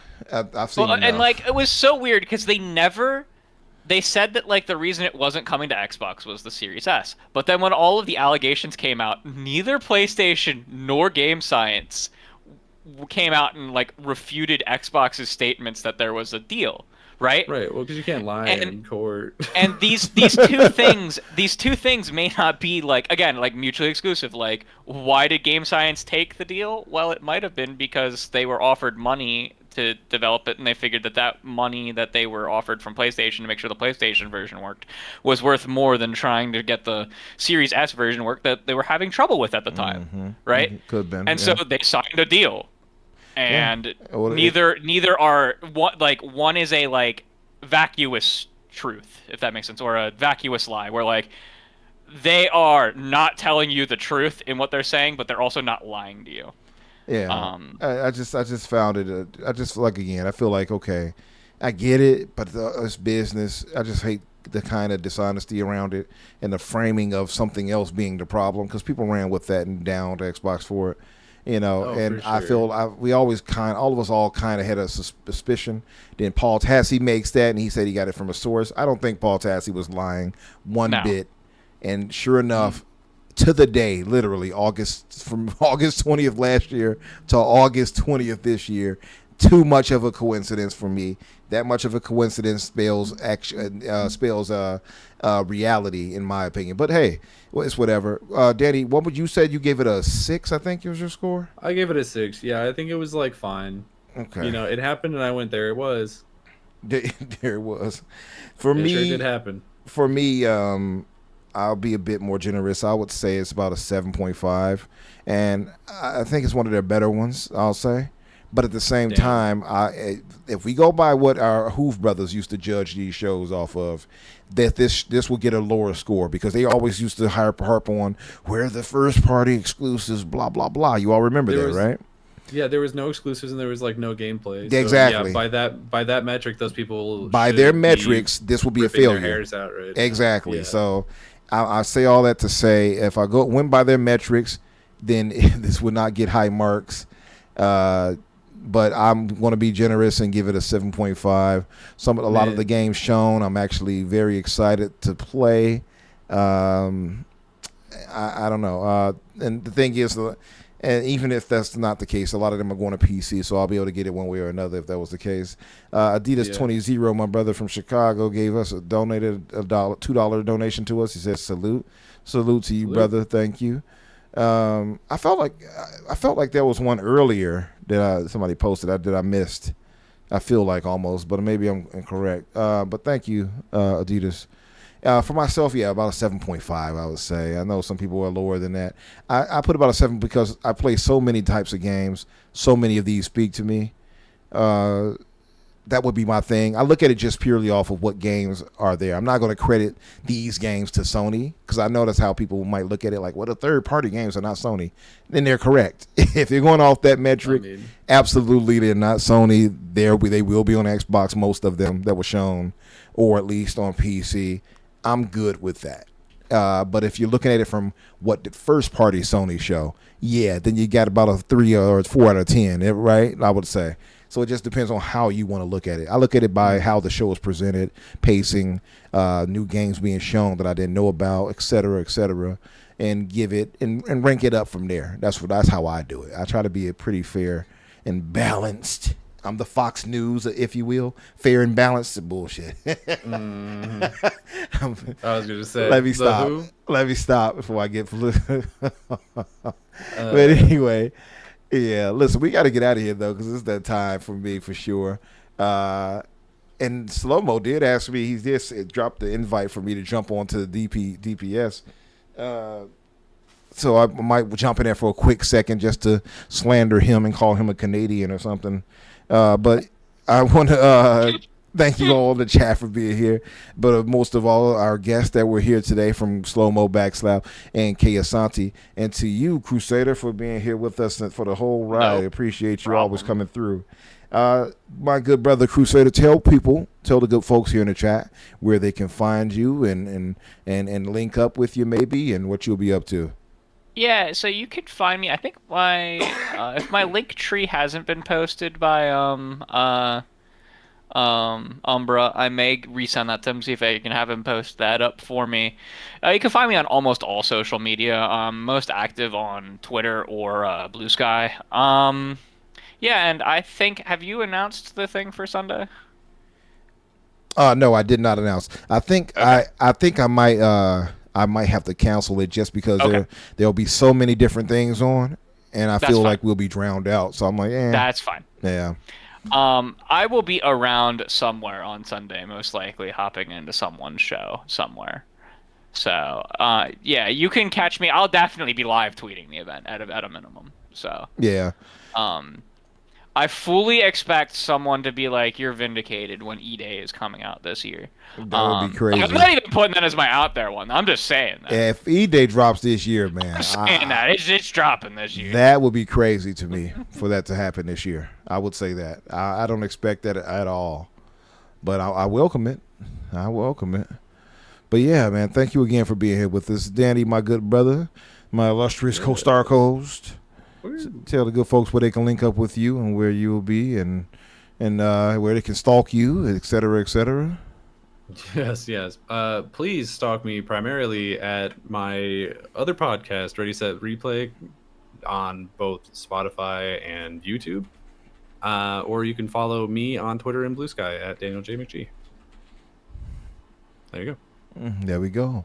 I want to thank you all in the chat again for coming through. Let me post that. Thank you all for coming through.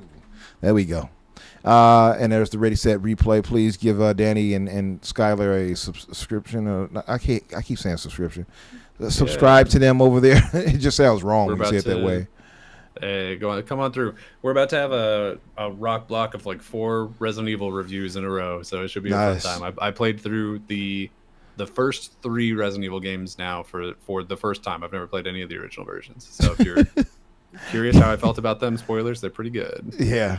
Cozy, why you being an ass in the chat? She said no. Terrible show. Damn. You ain't right, Cozy. For myself, Infinite Umbra or Umbra Infinite, you'll find me either way on social media. Typically, you'll find me nowadays in the GCP Discord with Asante, Everborn, and the rest of the fellas, chopping it all up and having good discussions and everything like that. You all should come by for sure. Once I put the information in for K and for SloMo, I'll also include the GCP link so you all can go in there and join if you haven't, and come through daily. We're in there pretty much daily, chopping it up and having all types of discussions. It's not just gaming. We're talking about life. We're talking politics. We're talking religion. We're talking all of that. But if it's not your cup of tea, you can always leave and come back when there's something you want to discuss. So feel free. And I'll put that all in the links in the description later on tonight. Man, thank you all for being here with us. And we will speak with you guys later. You all have a good weekend. Play some games. And this is our E3, our former E3. This is our not E3 Christmas season right here. So enjoy the games that they've been shown. Great. Thanks for being here, holding us down, brother. What he says, Umbra, do you think you get anything on the next-gen console this show? No. I don't think this show we do. I think maybe the VGAs they might show it, Gray? Yeah, probably not. This seems to be the kind of cadence of the VGAs 2027 for it. Yeah, so I would, if not this year, it'll be the next year VGAs, I would think. Yeah. That they would show that, if not at their own show in the summer for 2026. I just don't think they'll do it this year. But yeah, yes. Soil Tech, thank you. He says we chop it up and take these on a daily. We do. You all should come through. But we'll talk to you guys later. You all have a good night. Thank you all for being here.